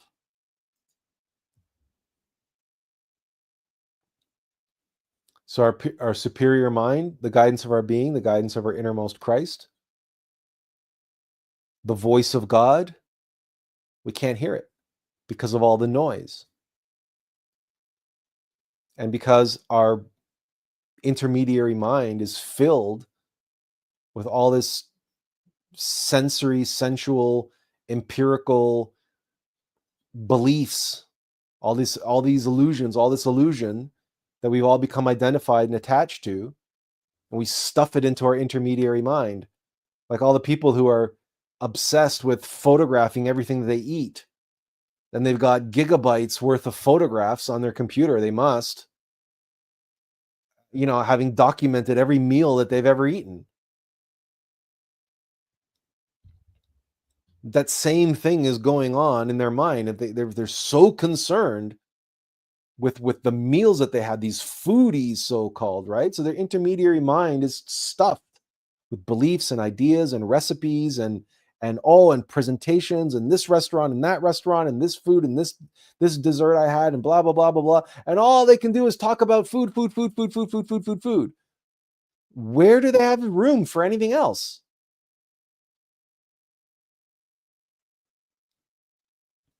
Where's the room for the higher self, the true self, the being?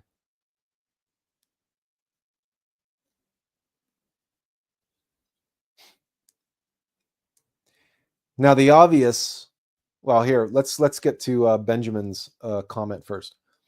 Benjamin says, that's why scripture encourages us to set our minds on what is good and pure, as in the following passage. Finally, brothers and sisters, whatever is true, whatever is noble, whatever is right, whatever is pure, whatever is lovely, whatever is admirable, if anything is excellent or praiseworthy, think about such things. Well, that is a much better activity than filling our minds with garbage. So truly, that's a big improvement, right?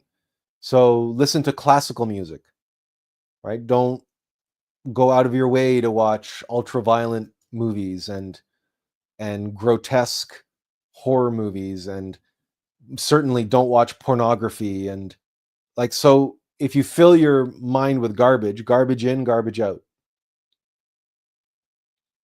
If you fill your mind with beautiful things, admirable things, true things, things that reflect God or embody God or communicate God, that allow you to commune with God, so you feel like you're being touched by God, then you're potentially in a much better position. But I say potentially because all of that can still be a trap, because there are many people who believe that they have devoted themselves to knowing God through his creation, and they filled their mind with God's creation, and they falsely believe that they're closer to God because of their affinity with and attachment to and identification with all of this beauty that no doubt came from God. But it's an external thing, and what they do is they project into their mind. It's still a sensory experience. It's still them. They remain trapped in the sensual mind, and they fill their intermediary mind with,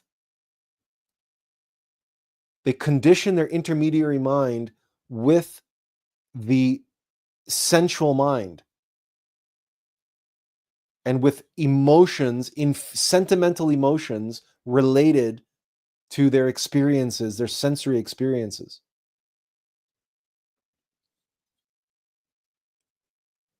And it's a very clever and subtle trap, precisely because it results in such feelings of positivity and beauty, and there's so much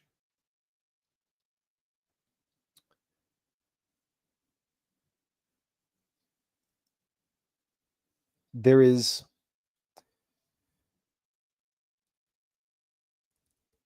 very little in the way of red flags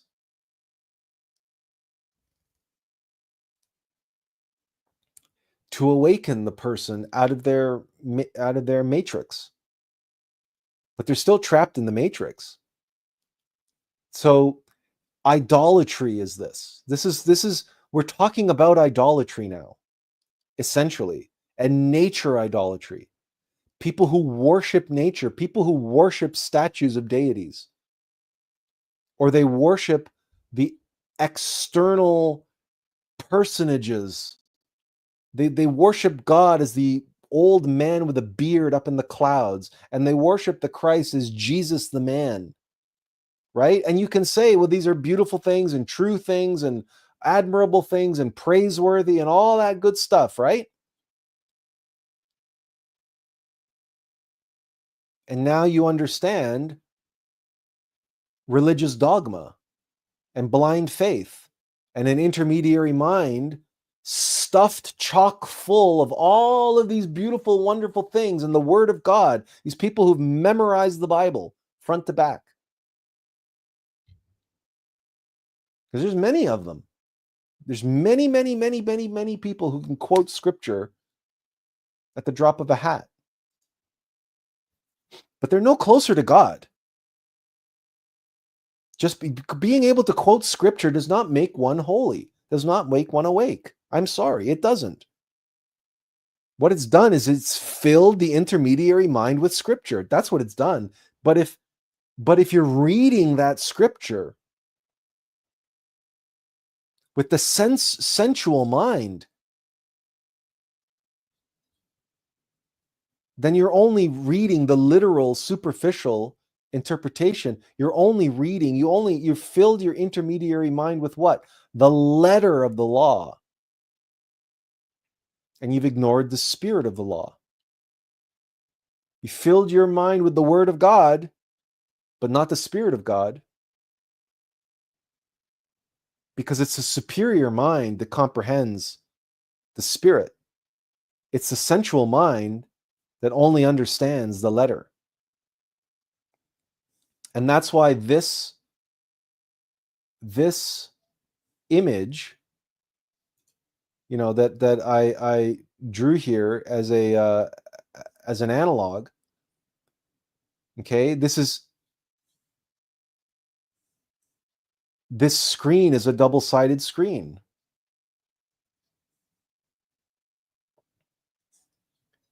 It's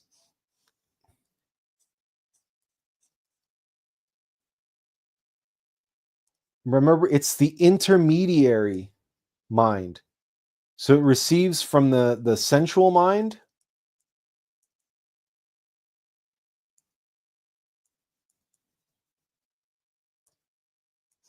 and the superior mind.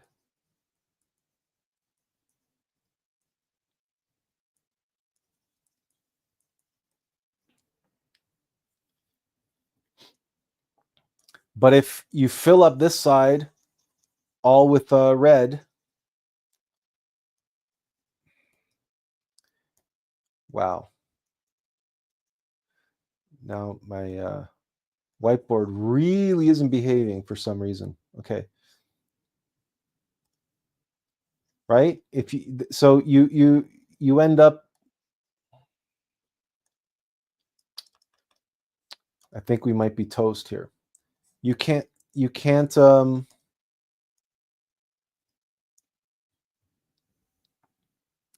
receive from the other side, in other words.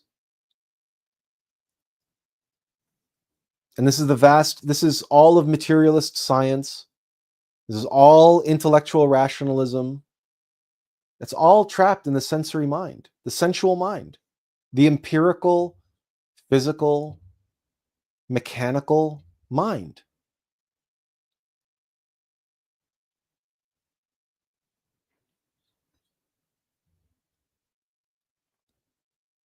This is so important to grasp.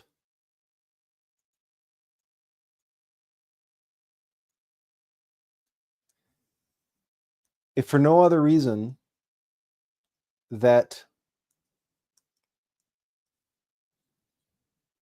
our transformation as individuals on the path depends upon our capacity to become conscious and to receive guidance from our innermost being.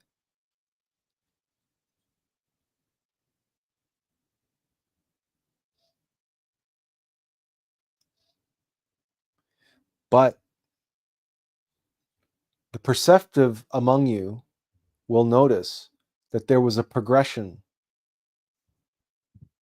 to today's live stream.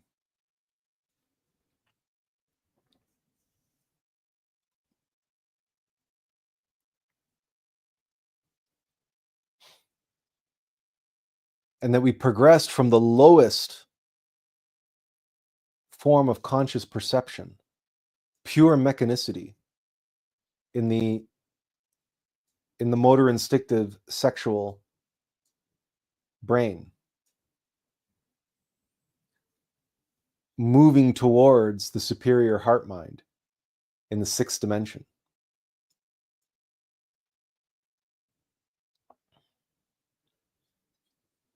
And that the algorithms, the mechanical deterministic algorithms, were the ones who were creating these reflexive mechanistic perceptions.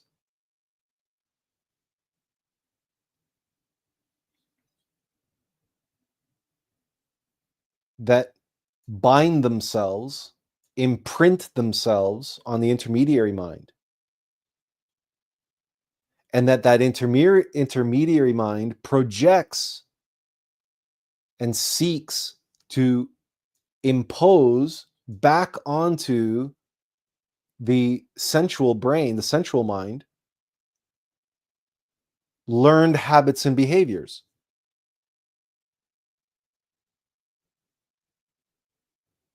And that learned reactions and habitual conditioned reactions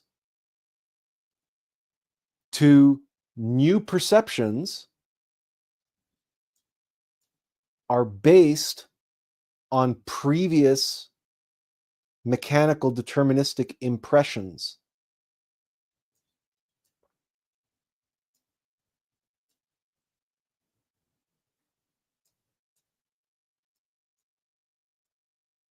And here's where that all-important word comes into place. It comes into play. That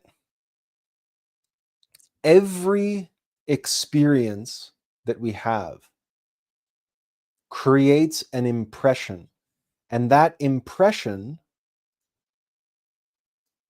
is on this intermediary mind. It leaves an impression with us, right? We even have the expression, "Oh, you never get a second chance to make a first impression." Like, first impressions are so important. Why? Because when you first encounter someone, it's like you have an empty box, right? You have an empty box, and you have this person's face put there, and then they make an impression on you, and then you fill in that empty box because of judgment. Judgmentalism fills in the empty box next to that person's face, and then boom, that's how they become imprinted on your intermediary mind. The next time you see them, you might not even remember their name, but I never forget a face. And in your mind, when you encounter their face, your mind, your sensual mind, reaches into the intermediary mind and makes a match between the face that you are now perceiving with the memories that you have of the first impressions they made with you. And now, the second time you meet that person, you now are no longer, you're not meeting them for the first time. Now you know, well, they're like this, and they're like this, and they're like this, and they're like this. I like this person. I don't like this person. This person creeps me out. This person's like this. This person's like that. Where are you getting that information? Well, from the first impressions they made on you. But now, as you're encountering them, maybe they've changed. Maybe they were in a bad mood before. Maybe something else happened. Maybe you were misinterpreting them. Maybe your judgments and interpretations were off or flawed in some way. But now you can't give them the benefit of the doubt because your own mind is projecting onto the experience. Your experience is subjective now. You're being subjected to the impressions that were formerly left with you. And why were those impressions made on your intermediary mind that are now subjecting you to those first impressions, where you're unable to see them in a fresh light anymore? Your biases are now preventing you from seeing them for who and what they are. All you can hear are the voices in your head saying, "Oh my God, this person creeps me out. Oh man, I don't want to talk to this person. Oh, this person yapped my ear off for an hour at the party last week," or whatever. I don't want to talk to them.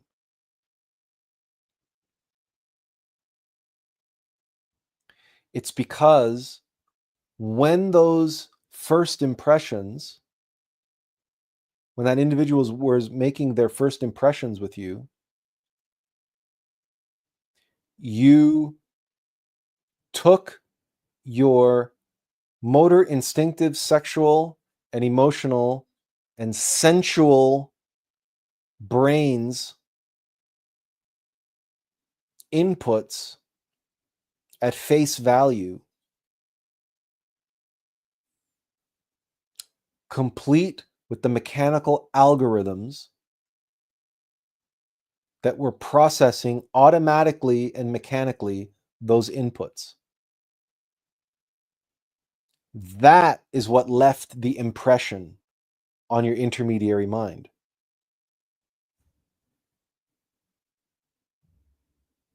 You were not digesting the first impressions that that individual was making with you. You were not digesting them consciously.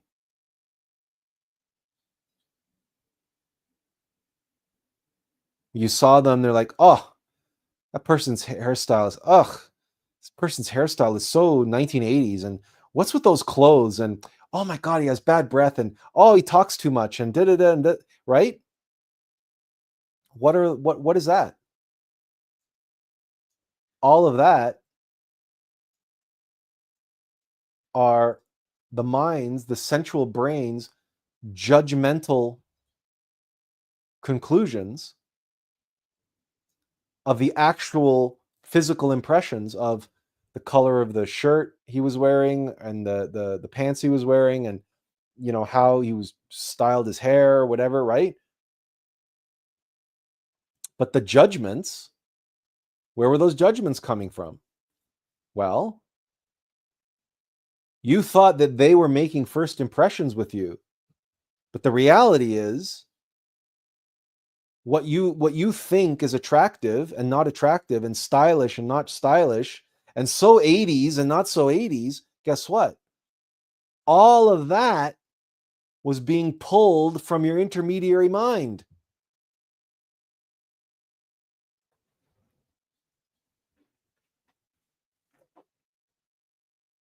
But you didn't see that happening. You thought that this person was making a bad impression with you. This person wasn't making a bad impression with you.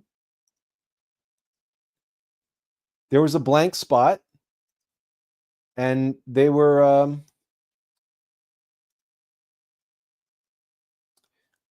yeah, my whiteboard is really screwed up, so I can't change colors or anything. It's like it's messed up big time. So there they were, and they just were doing what they were doing. They are who they are, with their hair, their clothes, the way they talk, how much they talk, how little they talk, right? Without actually seeing them in that moment, they are who they are, right? Live and let live. Let them be who they want to be. Your sensory mind was taking in the impressions of their hair, their clothes, their this, their that, and what they were doing, and what and was comparing that to preconditioned reactions in the intermediary mind.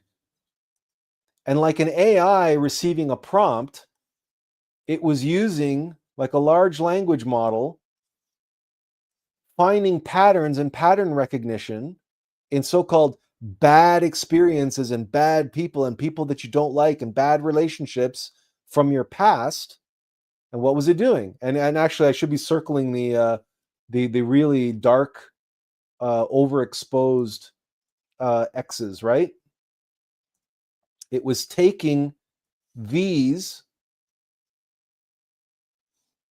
and it was compiling a composite evaluation of that person.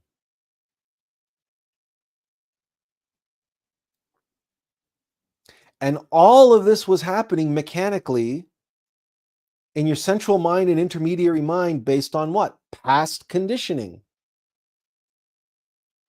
And what did we say about conditioning? You can condition your mechanical mind by repetition, right? By rote practice. That's how you train your motor instinctive centers to be able to gain muscle memory, right? You burn in the information, like, because these are analog systems. You burn it in through repetition. So now this stuff is burned into your intermediary mind. So when you meet someone that, oh, I don't know, reminds you of your mother or your father or an elder sibling or a bully from grade 5, and this person dresses or acts or behaves or smells like someone who beat you up in 6th grade, that impression that was left in your mind, all of this stuff is being pulled together in your sensual mind, which is ruled by what? Fear and lust, what I want, what I don't want, and control of my destiny, and I don't want to be around this person. These types of people cause pain, cause discomfort. So this person, this new person that you've never met before, makes a so-called bad impression on you. Why? For no fault of their own. They just they are who they are. But how is all of this is being compiled and all of this is happening mechanically? Why? Because you're not paying attention. And more importantly, you are not transforming the impression that they are making. You are not perceiving, you are not paying attention to the reactive interplay between your sensual mind, your other brains, your 3 brains, your central mind, and your intermediary mind.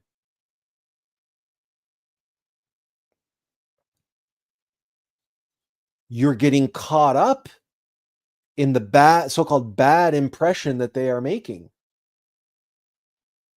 But they are not making that bad impression, you are. That bad impression is being made automatically, mechanically, as if you don't have a say in the matter. Because you're not paying attention to it. You're not observing yourself. And you're not taking a moment to say, okay, what? Like, you're not asking yourself, why does this person creep me out? And then it dawns on you. When you ask the question, why does this person creep me out? You free up just enough space to receive an insight from your superior mind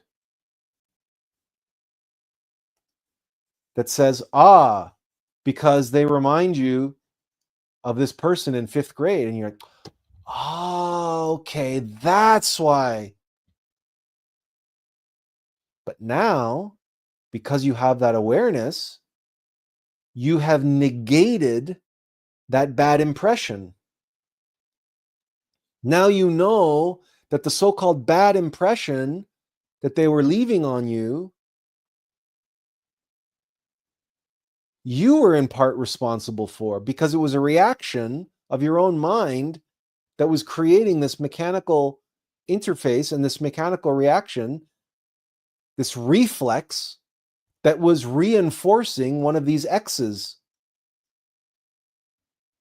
and was drawing their picture next to that X. Or, like I drew originally, was compiling a whole bunch of these X's from your conditioned intermediary mind and throwing this person into that basket of, ooh, people like this. I don't like people like this.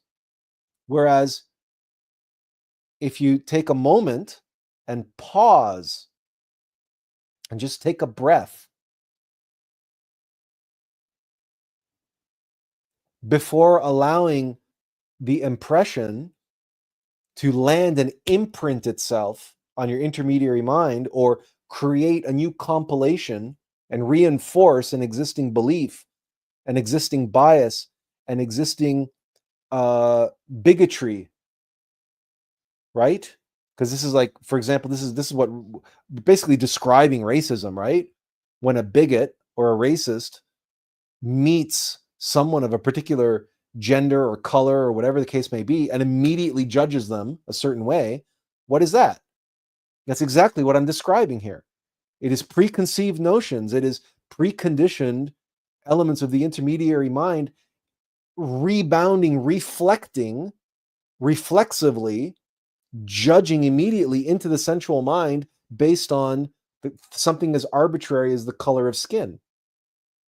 Well, that's racism. That's bigotry, sexism, and all the other isms that we know about. But if you take a moment, just a moment, and you pause and you question these automatic reflexive reactions that are arising in your sensual mind, you can say, where is that coming from? And you discover it's coming from whatever out there is triggering something inside of you. And remember when I talked about excitation? Remember we talked about experience is sexual. The reception, the expression and reception is sexual. It's creation. The same thing happens on the mechanical level. And that excitation is the every action has an equal and opposite reaction. It's the reflex of the body of hitting your funny bone or whatever, right? It's the immediate, automatic, reactive. But this is what's actually happening inside of you. And this is just on the level of impressions now. What somebody is wearing, a smell, you taste something and it tastes horrible, right?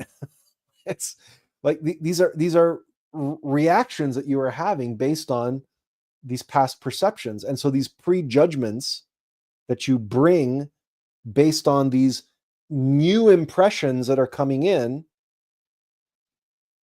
that are just reinforcing already established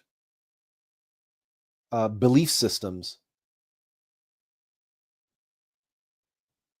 This is what happens to us when we go through life sleepwalking and allowing the mechanical aspects of ourselves, the mortal human machine, to process all of our inputs, all of our impressions, all of our experience. What do they create? They can't create anything except mechanical conditioning. They can only create more machines, more machine aggregates, more egos, to put it in other words, because the impressions that a certain ego of, let's say, fear left for us on the intermediary mind, now that becomes, if we get enough of that fear with a strong enough impression mechanically of fear, that ends up being a what? A trauma, a phobia, which now gets triggered when anything else even remotely is the same. That impression, that trauma on the intermediary mind gets triggered, and now we're reliving the trauma just because of some trigger. Well, we have an entire generation of young people that suffer from this. Why? Because they were never taught how to transform impressions. Because modern psychology doesn't know about what I'm talking about here.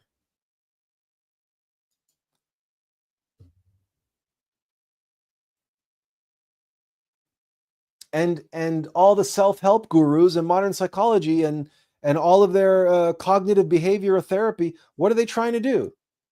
They're trying to rearrange these X's on the intermediary mind. That's all they're trying to do. Or medicate the sensual mind so the effects of the intermediary mind are more dulled, like dulling the senses, like dulling the mind. But there's no talk of the superior mind, no talk about the guidance of the being, and no talk about how to work with a conditioned mind, an intermediary mind that's so full of garbage. How can I start freeing up space there? Well,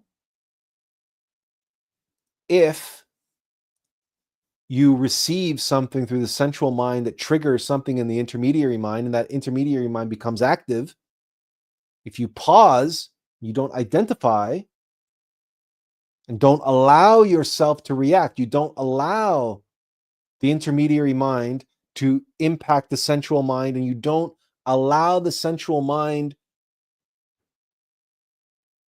to modify your behavior, you don't identify, you don't attach. You simply observe and you say, okay, I see my mind reacting. I see how it wants to react. I can feel the fear, the anger, the greed, the envy, the shame, the pride, the gluttony, the laziness, whatever it is that's being projected. And yeah, okay, and it's because it's reminding me of this or reminding me of that or whatever. You might not be able to do the full analysis in the moment. But what you can do in the moment is use your willpower to pause, take a breath. Take a breath. And just observe and say, okay, I feel this. I want to react. I want to react this way. Take a breath. Now what have you done? You have severed the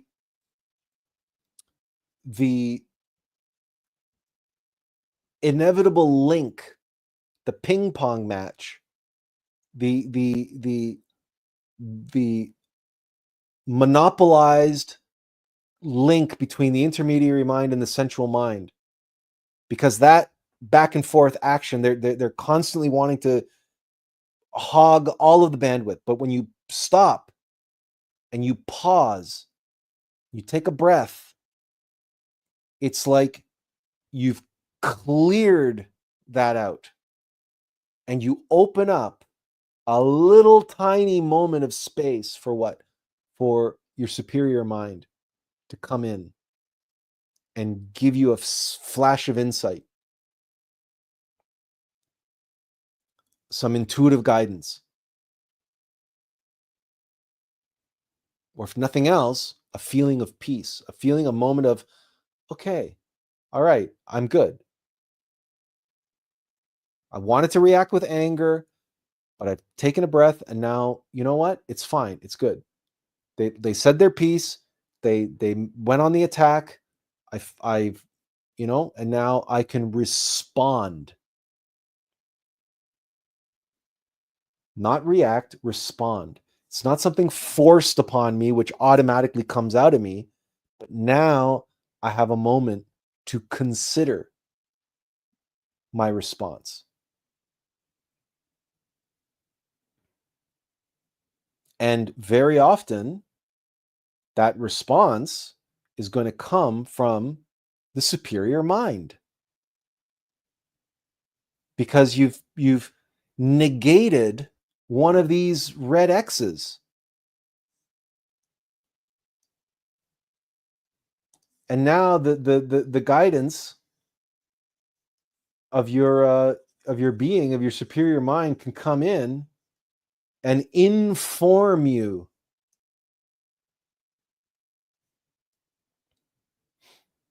Like the title of this channel, Attlas Information.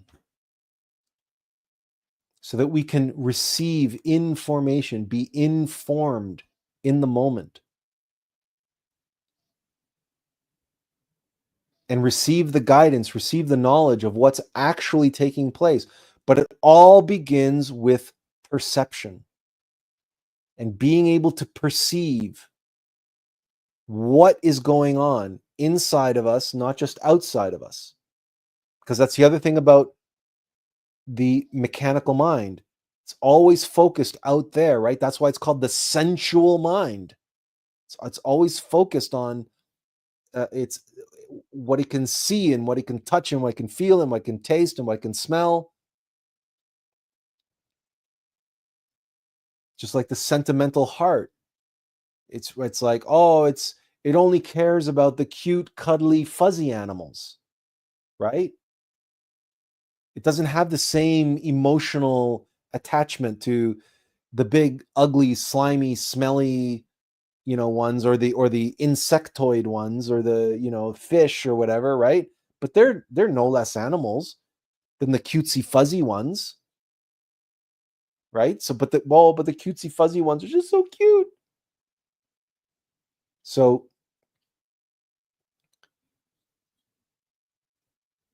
that's why there is an inferior emotional center and a superior emotional center.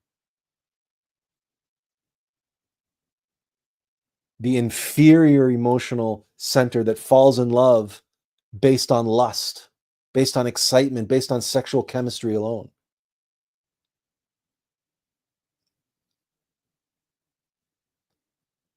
And based on conditioned beliefs and habits on the intermediary mind, past impressions that have made an impression and now continue to make an impression every time they're triggered. We have to develop the practice, moment by moment, of transforming impressions. And as we transform impressions, our perception of reality will change. Our perception of the world will change.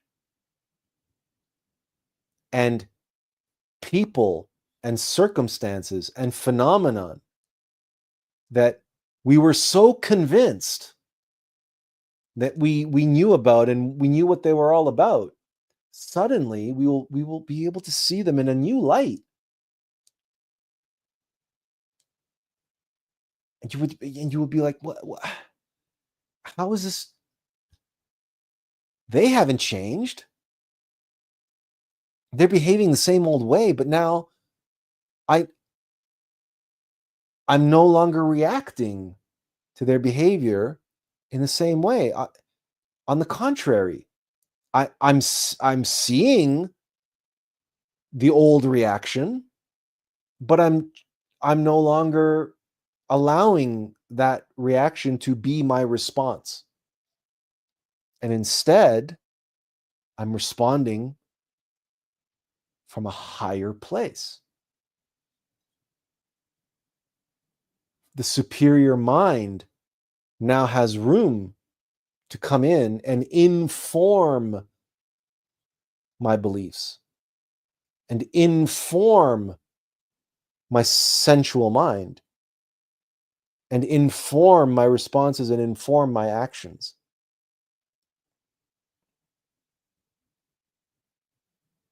Simply because I've now begun the process of transforming impressions and no longer allowing my perceptions to be digested automatically and mechanically by the mechanical algorithms of nature that are filling the metaphysical bingo card of my intermediary mind with all of its automatic mechanical reactions and beliefs and conditioning.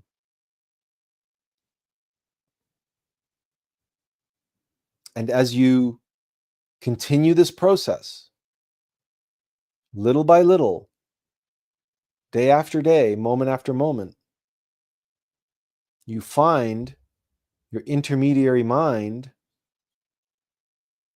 starts to become less conditioned.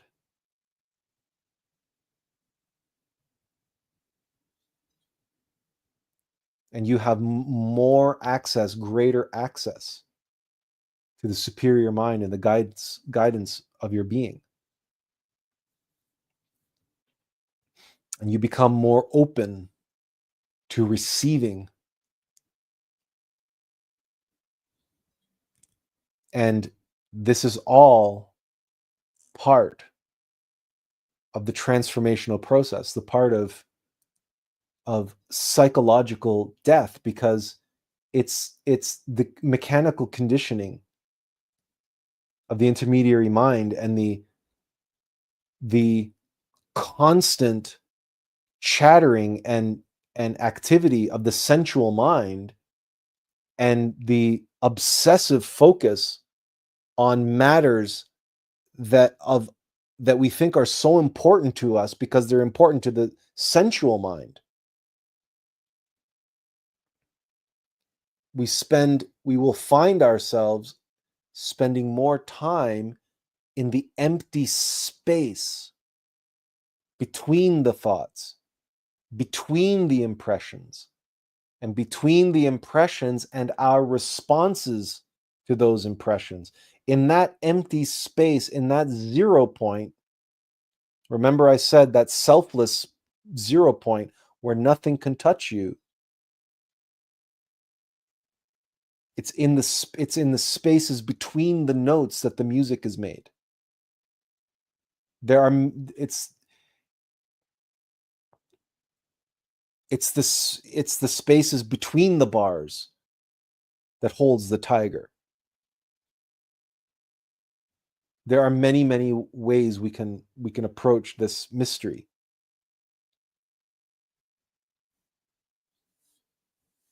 And the exercise, the practice to be able to put all of this into practical application moment by moment, daily in your life, the practice is meditation, to get into that space and allow the mind, the sensual mind, to quiet itself down, and the intermediary mind to become that quiet, perfectly still lake so it can reflect and potentially receive from the superior mind in meditation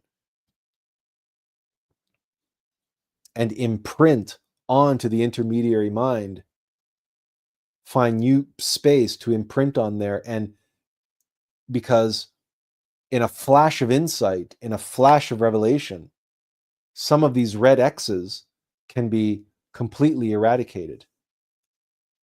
These false beliefs, these conditioning. This is what we call comprehension and revelation in meditation.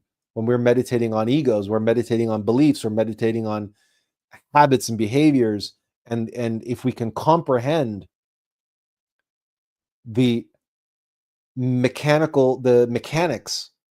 that created those biases and made those false impressions, those mechanical subjective impressions on our intermediary mind, if we can comprehend the whole mechanics of it all, we can learn our lesson, then we can free up our intermediary mind. And we can free up the consciousness that was trapped in the repetitive, trapped in the hamster wheel of the repetitive behaviors and habits that were reinforcing those erroneous conditioning of our intermediary mind.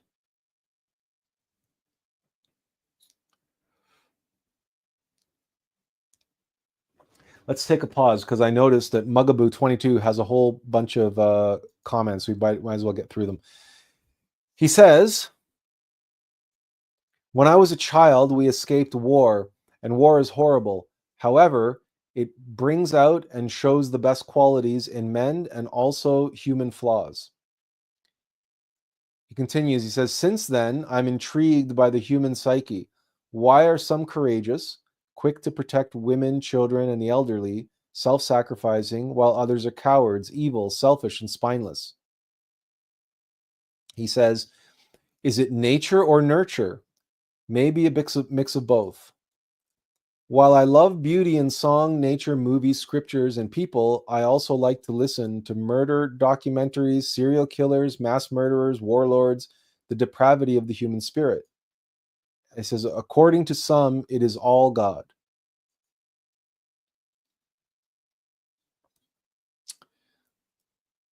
On the first point,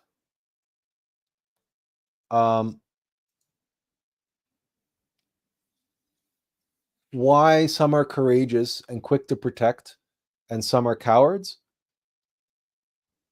It is not the ones who are courageous, it's not because they are free of fear.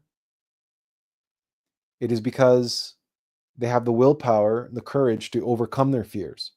And they receive the guidance from their innermost, their higher self, to sacrifice themselves for the sake of others. In other words, they're selfless. Cowards are selfish, right? Cowards don't sacrifice themselves for others. They allow their inherent instinct for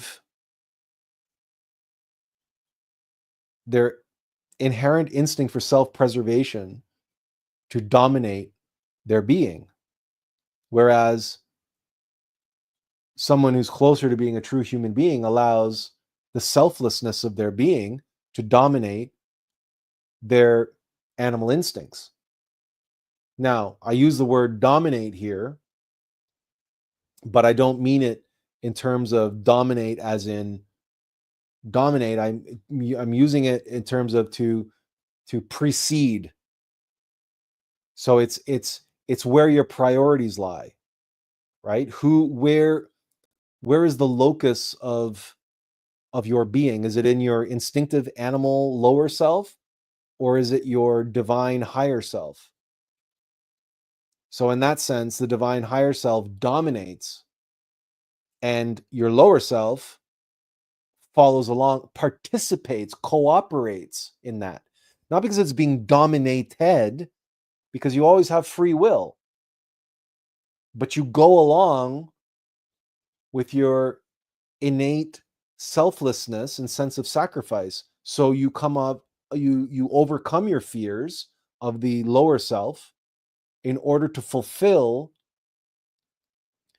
the longings and nature of your higher self. So in that way, you as a mortal achieve a higher expression than the coward, because the coward cowers just like any mammal, any rodent knows how to cower in fear and run away or be frozen in terror. That's an automatic mechanical response. There is no nobility in that. But to rise above the fear and allow selflessness to precede and for selflessness to lead in spite of fear, that is courage. And that is a mortal being expressing itself in a higher capacity, a greater capacity, a more divine level of nature. And when you say, is it nature or nurture? It may be a mix of both. Yes, I mean, definitely their conditioning will play a role. But also what will play a role is their level of being, their level of self-awareness, and just how deeply do they feel the impulses of their being, i.e. the impulse to be selfless. On this note, I love beauty and song, nature, movies, scriptures, etc., but I also like to listen murder documentaries, serial killers, mass murderers. Okay. This on this point, I agree wholeheartedly. I also am I wouldn't say I'm a junkie for true crime documentaries and the like, but we must know our enemy. We must know the adversary. See, you can say, so, according to some, it is all God. Yeah, it is all God, but but only in the sense that you cannot play a game without an adversary, right? So when you play chess, if you want to become a grandmaster of chess, you have no choice. You have to study both sides of the board. You have to study white and black.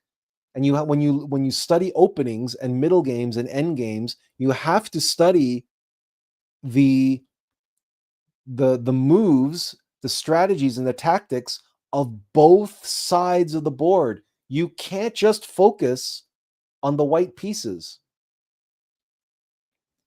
because you cannot master the game that way. You must know your enemy. Sun Tzu, who wrote the book The Art of War, said, "Know yourself, know your." He said, "Know your enemy, know yourself even more." The reason why he said that is because he knew, as a Confucianist, he knew that the enemy is not out there. The enemy is in here.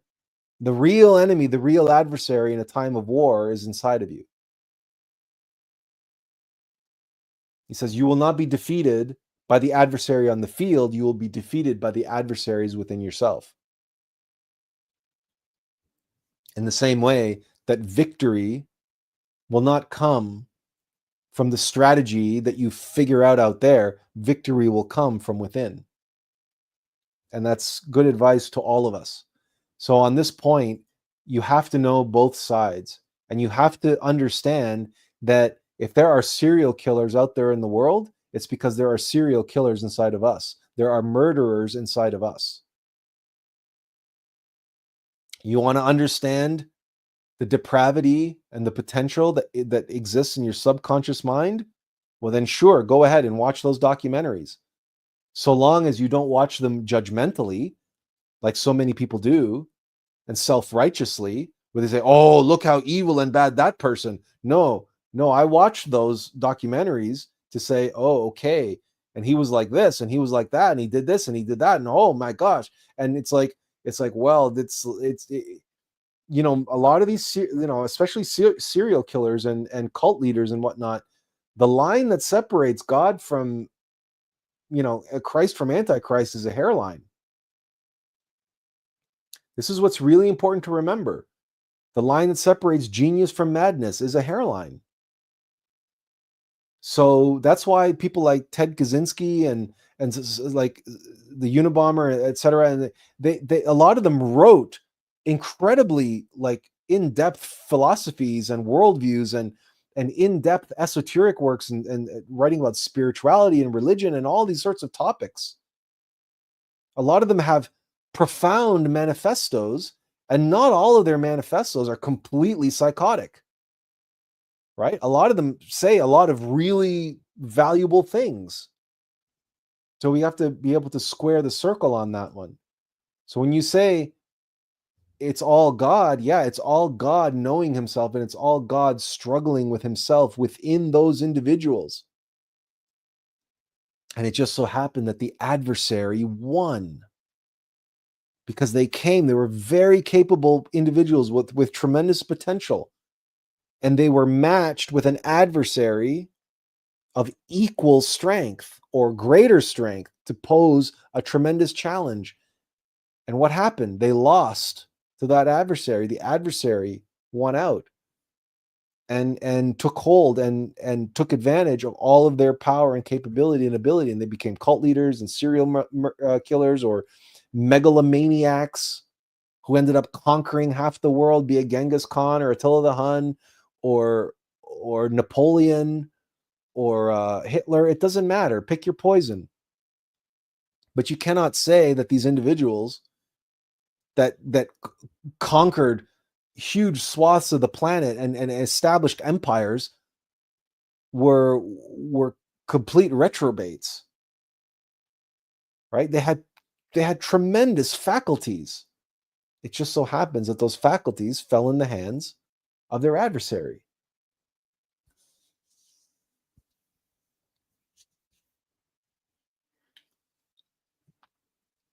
So we don't want that to happen to us. We don't want to fall into that trap.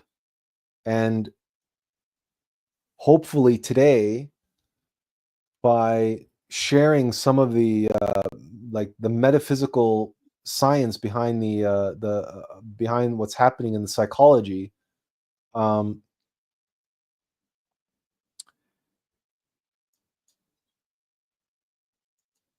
hopefully this helps you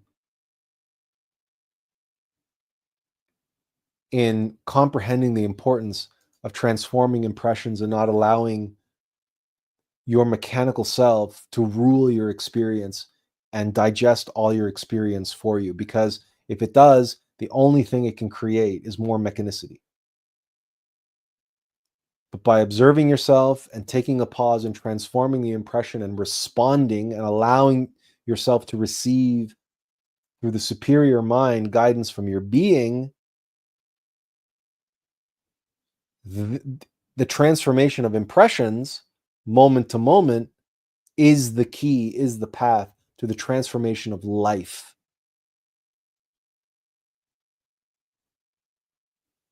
Because the transformation of life is dependent upon the consciousness that is experiencing it. So the transformation of impressions leads to an expansion and awakening of consciousness and the complete total transformation of life. None of that, all of that is part and parcel to the transformation of the self. Transform your perceptions, transform yourself. This is the key. And it's step by step by step. We begin from the mechanical all the way to the conscious, and then we do that in the reverse. And the key is the intermediary mind and making sure that we leave space. And so to make that space, to take that breath and leave space for the superior mind to come and fill the space between the notes with the music, with the voice of God. And keep in mind that when you first begin to do this, you may not receive anything. You may take a pause and take a breath, and all you get is silence, and that's okay. So that's fine. You will still be in a better position to respond than you were when you were just reacting mechanically. So even if you don't receive from day one of practicing the transformation of impressions all sorts of insights and revelations, I mean, come on, we have to be realistic. If you haven't been flexing the muscle of your superior mental center for years and years, it's not like all of a sudden, because you're taking moments and pausing, that all of a sudden that center is going to turn on at 100% max potential, right? That's not how this works. But little by little, the more you practice and the more you practice meditation, the more that center will become capable. And it's just like any muscle. You got to start with a small amount of weight. And at first you can lift relatively little. And as time moves on, you're going to be able to lift more and more and more as you become stronger and stronger and stronger. All right, everyone. Does anybody have any comments or questions? I'm going to give you a minute to type, and then yeah, Mugaboo says, yes, indeed. While these people succumbed to their mechanicity and went to the extreme dark side. Yep. And he says, likewise, we can also work with the fire and eliminate egos and awaken higher bodies. Well, that's of course the self-observation and meditation on egos, and that's all part and parcel That's all part of the work, but that's a whole other section. I wanted to focus specifically on transformation of impressions today, because what you're discussing, Mugaboo 22, is part of revolutionary psychology. That, of course, we've discussed at length in the past, but you're right. And we're going to continue on with that probably next week and getting more into the detail of that. But all of that is for naught. All of that, you can do all that, but if you're not practicing the transformation of impressions, then you can't stay ahead of eliminating egos if your intermediary mind and your sensual mind are creating more egos in the meantime. Because every time you have an interaction, a mechanical interaction between an ego and a trigger, and you're hypnotized and your consciousness is bottled up in that, right? It's going to be propagating itself. It's going to be making copies of itself and conditioning your intermediary mind even more, which means it's going to be that much harder to eliminate those egos, and that much harder to free up your intermediary mind to hear the voice of your being. So yeah, you can practice revolutionary psychology all you want. You can do all the white tantra in the world that you want. But if you're not transforming impressions, you're not meditating on egos, you're just creating the solar bodies, guess what? You can awaken negatively. You can create the solar bodies and still have an intermediary mind that's riddled with red X's. And then you awaken as a demon. You awaken as the false self. You awaken as a demon. So it's the complete picture in the practice that we have to do. And like you said, this is also a very important part. But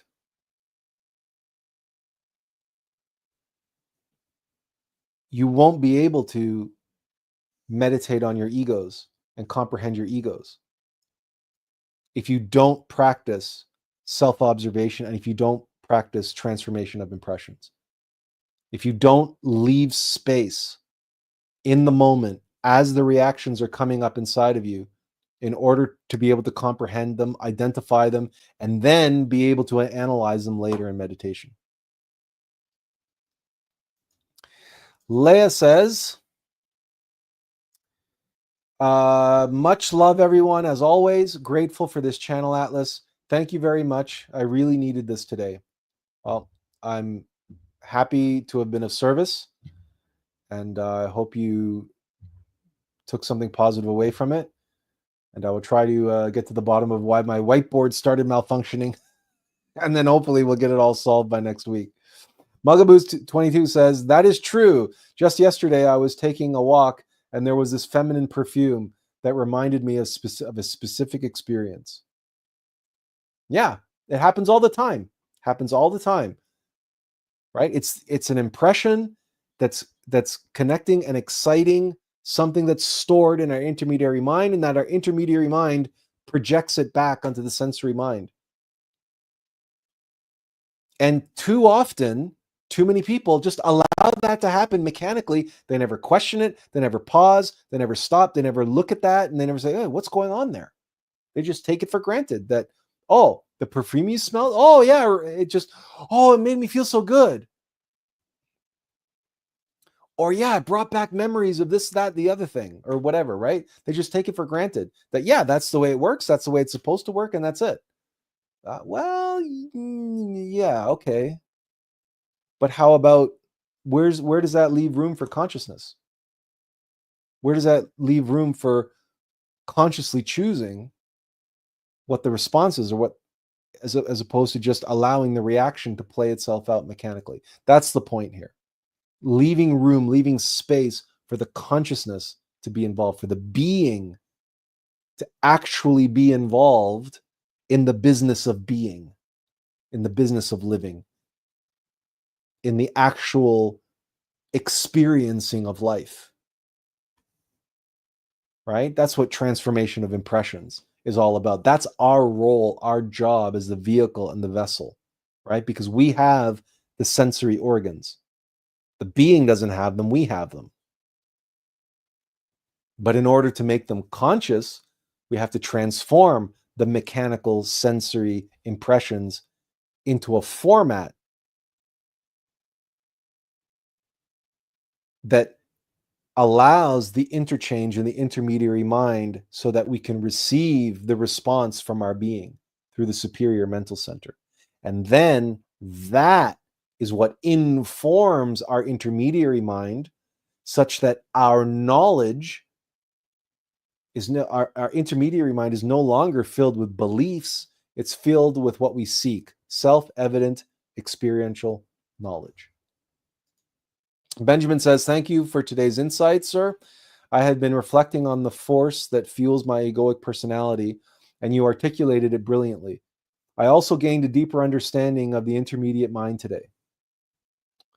Well, I'm glad. And thank you also, Benjamin, as always, for being Johnny on the spot with the biblical scriptures, because you always bring something of value to the table there. It always expands the discussion. It always expands and fleshes out and brings a different dimension to what we're talking about in any moment. So thank you all, as always, for being here. And thank you, everyone, for being here. I hope that you have a wonderful and productive week ahead. And I look forward to seeing you again all next week. And until then, I wish you all the very best, to you and those you love. And as always, inferential peace. Goodbye, everyone. Take care.